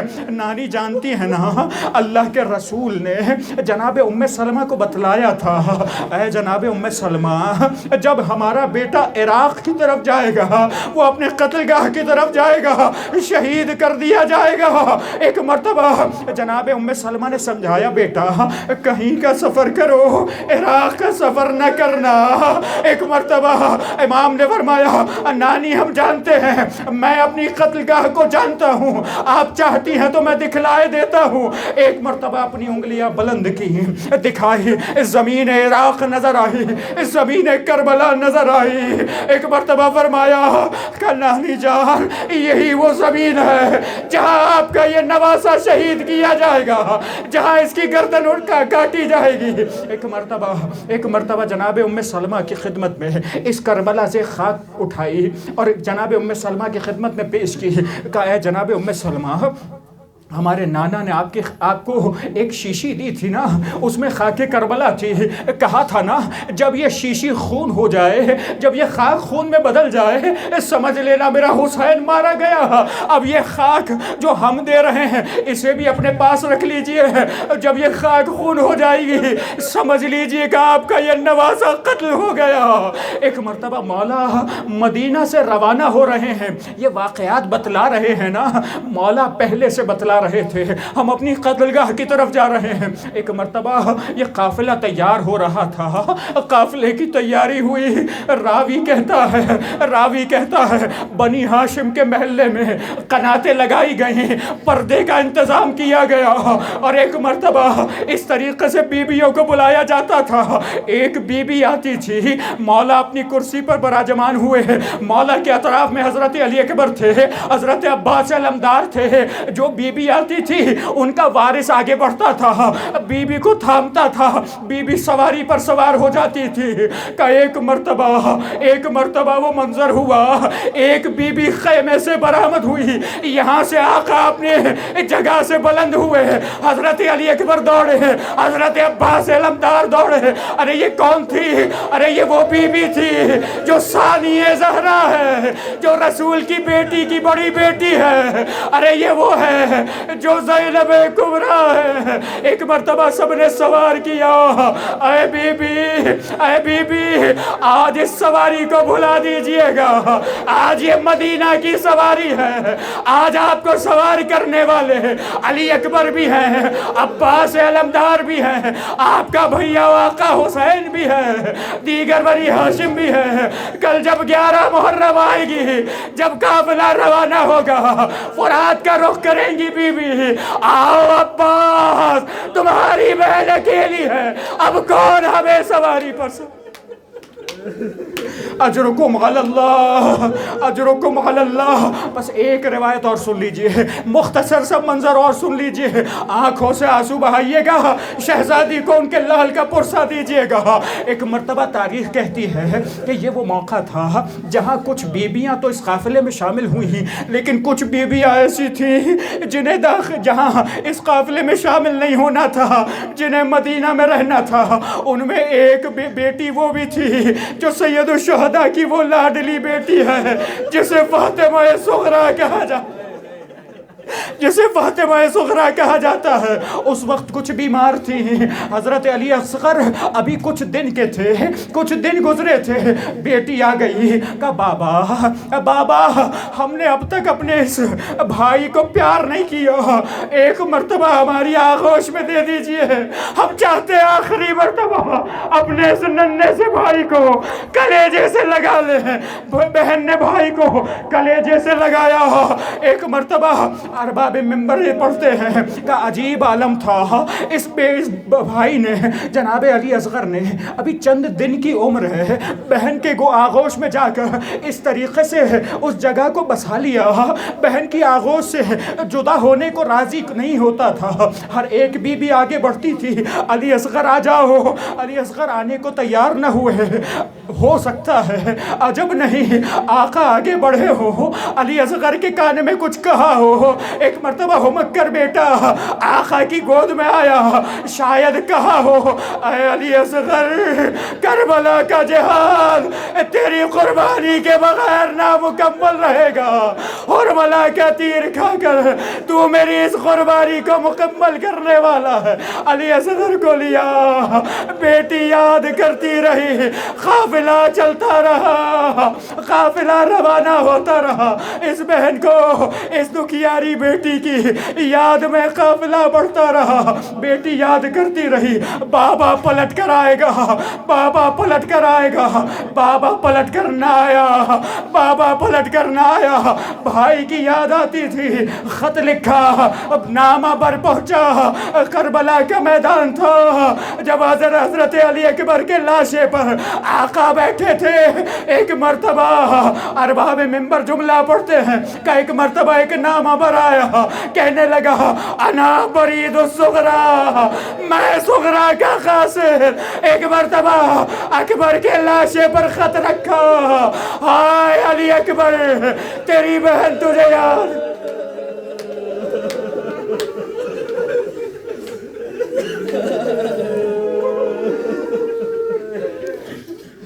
الا ولعنۃ اللہ علی القوم الظالمین وسیعلم الذین ظلموا ویا منقلب ینقلبون۔ بار الہ تجھے واسطہ محمد و آل محمد کا ہمارے اس قلیل توسل کو قبول فرما، دنیا اور آخرت کا ہر خیر ہم سب کو عطا فرما، دنیا اور آخرت کے ہر شر سے محفوظ فرما۔ مالک تجھے واسطہ محمد و آل محمد کا تیری اطاعت کرنے کی ہم سب کو توفیق عطا فرما، ہر طرح کی برائی اور معصیت سے بچنے کی توفیق عطا فرما۔ پروردگار ہم سب کے دلوں کی حاجات کو پورا فرما، تمام مومنین و مومنات کی پریشانیوں کو دور فرما، سب کے رزق حلال میں برکت و وسعت عطا فرما، سرکار حجت کے ظہور میں تعجیل فرما، ہم سب کو ان کے آوان و انصار میں قرار فرما۔ وتقبل منا انك انت السميع العليم وتب علينا انك انت التواب الرحيم برحمتك يا ارحم الراحمين۔ ماتم حسین یا حسین یا حسین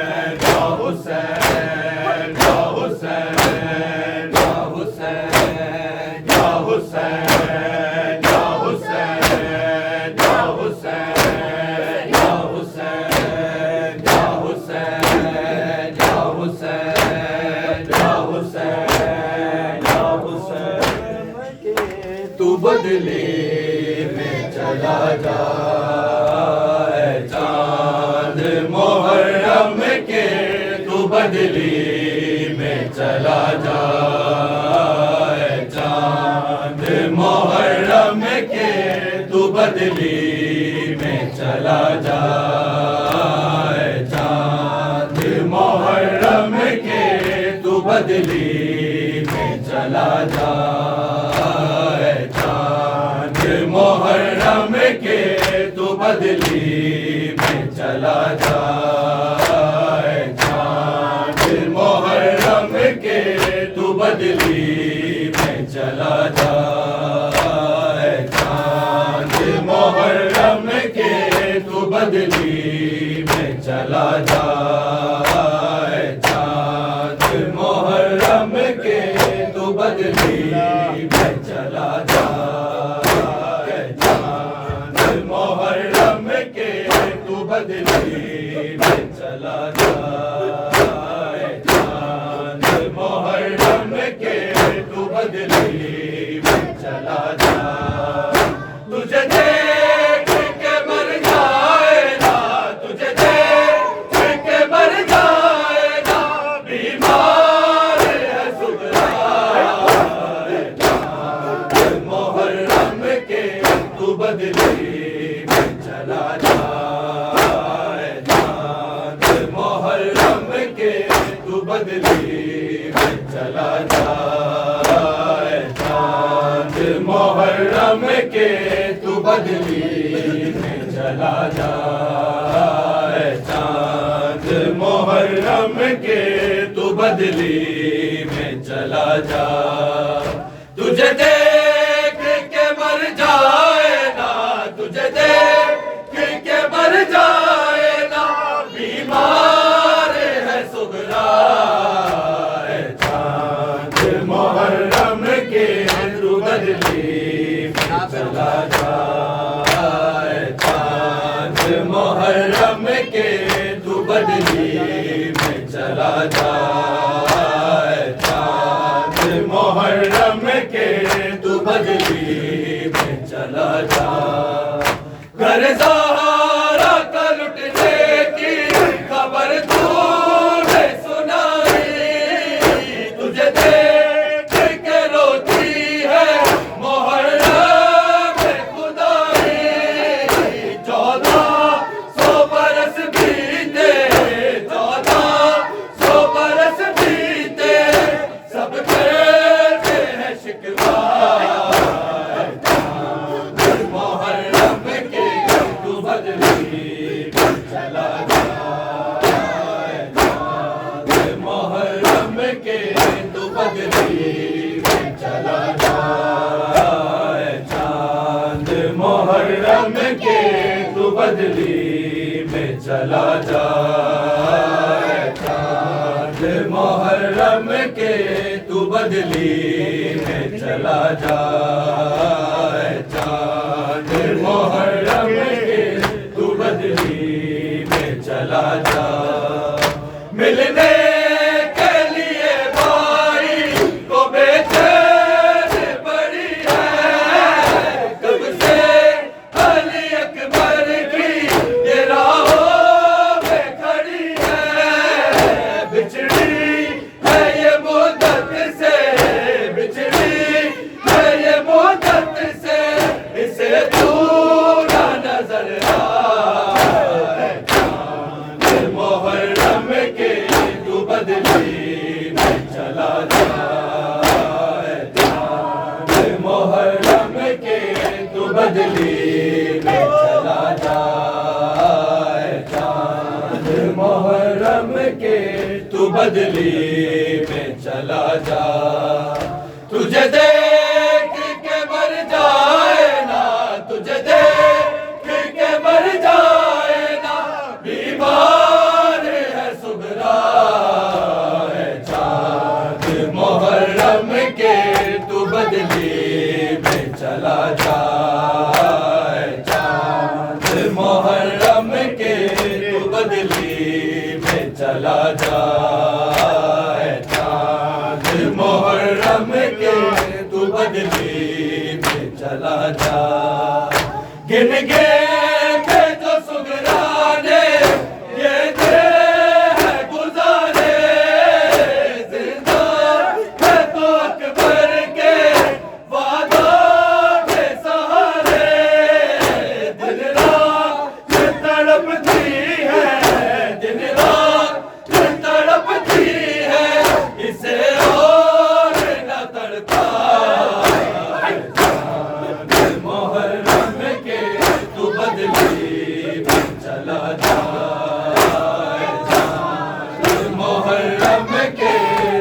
بدلی میں چلا جائے چاند محرم کے تو بدلی میں چلا جائے چاند محرم کے تو بدلی میں چلا جائے چاند محرم کے تو بدلی میں چلا جائے چاند محرم کے تو بدلی میں چلا جائے بھیا کی جدائی میں پریشان رہتی ہر روز یہ نانا کو رو رو کے کہتی اکبر نہ ملا نانا اکبر نہ ملا نانا میں مر جاؤں گی تنہا محرم کے تو بدلی میں چلا جائے چاند محرم کے تو بدلی میں چلا جائے چاند محرم کے تو بدلی میں چلا جائے تجھے دیکھ کے مر جائے نا تجھے دیکھ کے مر جائے نا بیمار ہے سغرا چاند محرم کے تو بدلی میں چلا جائے چاند محرم کے تو بدلی میں چلا جائے چاند محرم کے تو بدلی میں چلا جائے بہنوں کا تو بھائیوں سے رشتہ ہی عجب ہے تم لوگ لے گئے مجھ کو یہ کیسا غضب ہے اس راہ سر پہ زندہ ہوں اس راہ سر پہ زندہ ہوں دیکھوں تیرا صحرا محرم کے تو بدلی میں چلا جائے محرم کا تو تنہا صغرا چاند نکلا ہے محرم کا تو تنہا صغرا چاند نکلا ہے محرم کا تو تنہا صغرا چاند نکلا ہے محرم کا تو تنہا صغرا چاند نکلا ہے محرم کا تو تنہا صغرا چاند نکلا ہے محرم کا تو تنہا صغرا چاند نکلا ہے محرم کا تو تنہا صغرا دیکھ کر روتی ہے بیمار دیکھ کر روتی ہے بیمار سرے راہ صغرا چاند نکلا ہے محرم کا تنہا صغرا چاند نکلا ہے محرم کا تو تنہا صغرا دیکھ کر روتی ہے بیمار دیکھ کر روتی ہے بیمار سرے راہ صغرا چاند نکلا ہے محرم کا تو تنہا صغرا چاند نکلا ہے محرم کا تو تنہا صغرا چاند نکلا ہے محرم کا تو تنہا صغرا دیکھ کر روتی ہے بیمار دیکھ کر روتی ہے بیمار سرے راہ صغرا چاند نکلا ہے محرم کا تو تنہا صغرا چاند نکلا ہے محرم کا تو تنہا صغرا جب نکلتا ہے محرم میں تو سب روتے ہیں جب نکلتا ہے محرم میں تو سب روتے ہیں ایک بیمار نظر آتی ہے تنہا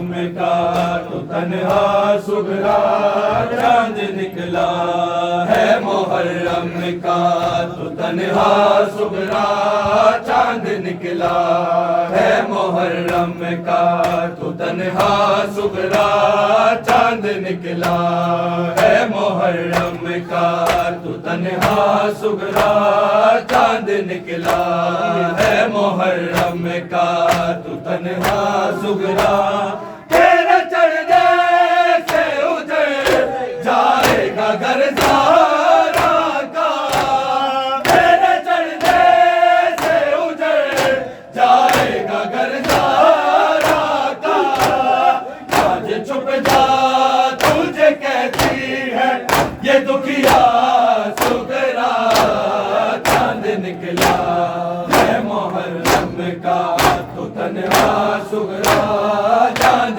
نکلا ہے محرم کا تو تنہا سغرا چاند نکلا ہے محرم کا تو تنہا سغرا دیکھ کر روتی ہے بیمار دیکھ کر روتی ہے بیمار سریرا سغرا چاند نکلا ہے محرم کا تو تنہا سغرا چاند نکلا ہے محرم کا تو تنہا سغرا چاند نکلا ہے محرم کا تو تنہا سغرا شام ڈلتی ہے تو جاتے ہیں پنچھی گھر کو شام ڈلتی ہے تو جاتے ہیں پنچھی گھر کو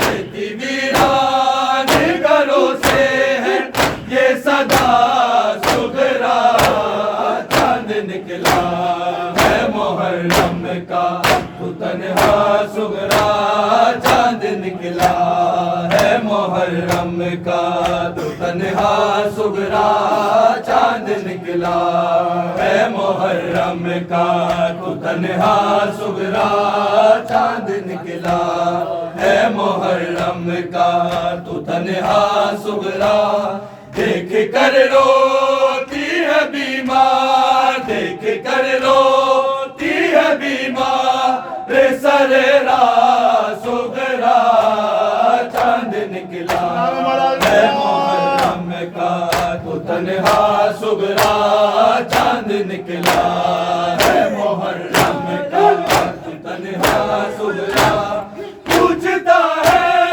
کوئی سغرا سے تو رو دیتی ہے پوچھتا ہے کوئی سغرا سے تو رو دیتی ہے تو نہ آیا تیرا اکبر ذرا بتلا سغرا چاند نکلا ہے محرم کا محمد وآل محمد صلوات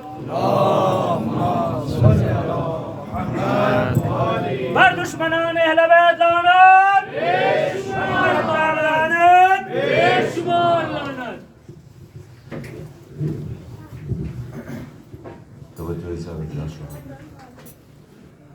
السلام عليك يا أبا عبد الله السلام عليك يا ابن رسول الله السلام عليك يا ابن أمير المؤمنين وابن سيد الوسيين السلام عليك يا ابن فاطمة سيدة النساء العالمين السلام عليك يا سار الله وابن السار والوتر الموتور السلام عليك وعلى الأرواح التي حلت بفنائك عليكم مني جميعا سلام الله أبدا ما بكيت وبكي الليل والنهار يا أبا عبد الله لقد عزمت الرزية وجلت وعزمت المصيبتك بك علينا وعلى جميع أهل الإسلام وجلت وعزمت مصيبتك في السماوات على جميع أهل السماوات ولعن الله أمة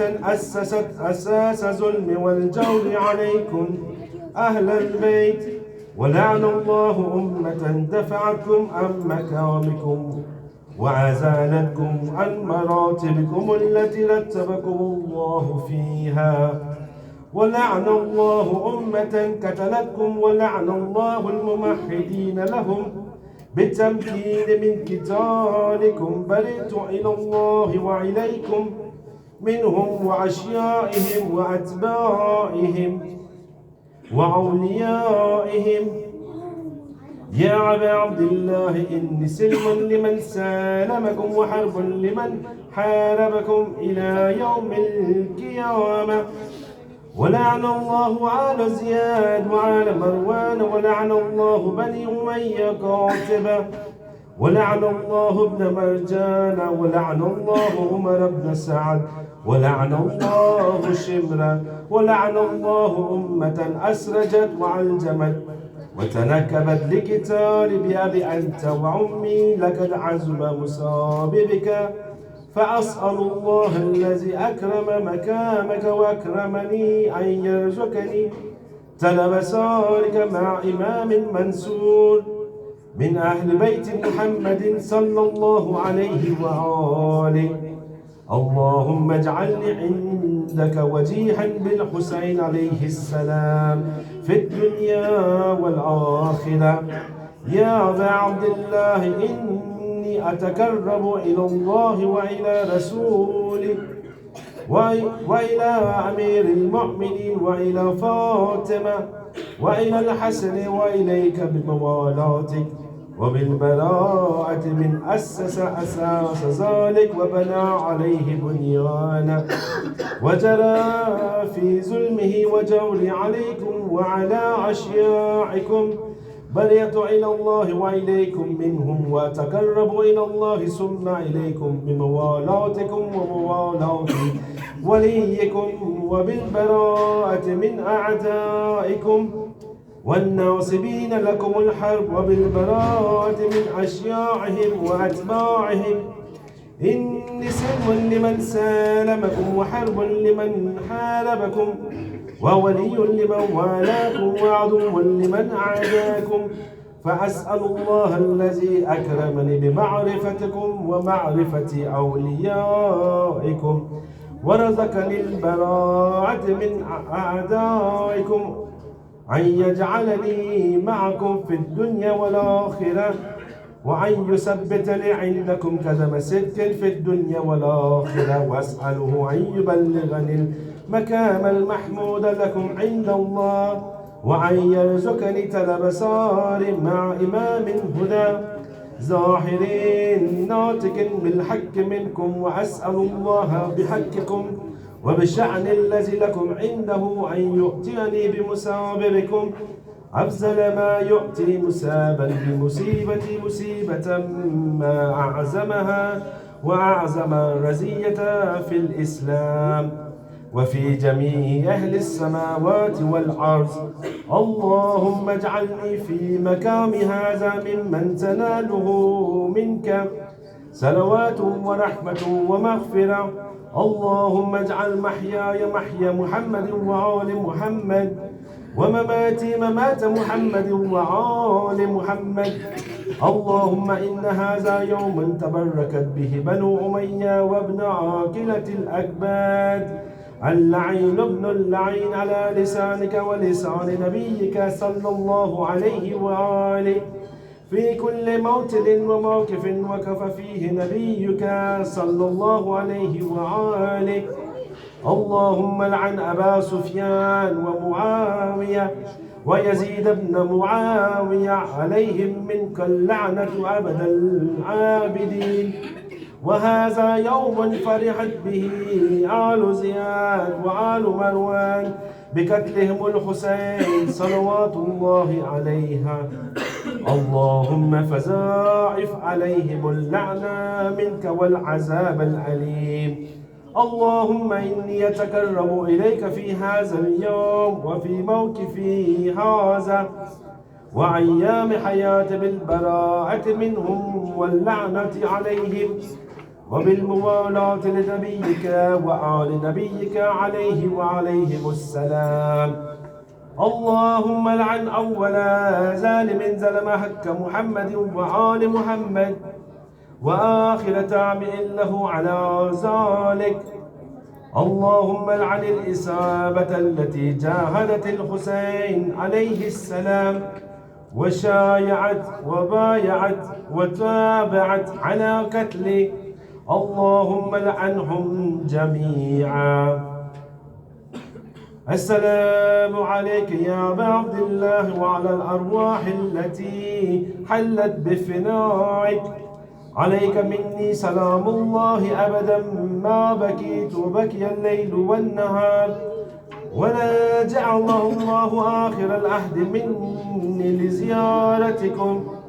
السلام على الحسين وعلى علي بن الحسين وعلى أولاد الحسين وعلى أصحاب الحسين. اللهم خص أنت أول ظالم باللعن مني، وابدأ به أول ثم الثاني والثالث والرابع. اللهم العن يزيد خامسا، والعن عبيد الله بن زياد وابن مرجان وعمر بن سعد وشمر وآل أبي سفيان وآل زياد وآل مروان إلى يوم القيامة.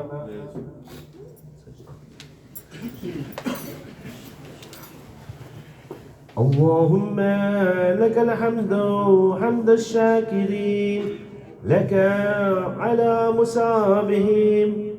الحمد لله على عظيم الرزية. اللهم ارزقني شفاعة الحسين عليه السلام يوم الورود، وثبت لي قدم صدق عندك مع الحسين وأصحاب الحسين الذين بذلوا مهجهم دون الحسين عليه السلام. السلام عليكم ورحمة الله وبركاته. السلام عليك يا مولى ابن مولى. السلام عليك يا غريب الغرباء. السلام عليك يا سلطان مع الحسن علي بن موسى الرزا. كن شفيعنا شفيع والدينا في يوم الجزاء جميع ورحمة الله وبركاته. السلام عليك يا مولانا صاحب العصر والزمان. الأمان الأمان الأمان من فتنة الزمان. السلام عليك يا خليفة الرحمن. السلام عليك يا شريك القرآن. السلام عليك يا مزر الإيمان. السلام عليك يا إمام الإنس والجان. عجل الله تعالى فرجك وسهل الله تعالى مخرجك وظهورك ورحمة الله وبركاته. اللهم صل على محمد وآل محمد. بسم الله الرحمن الرحيم.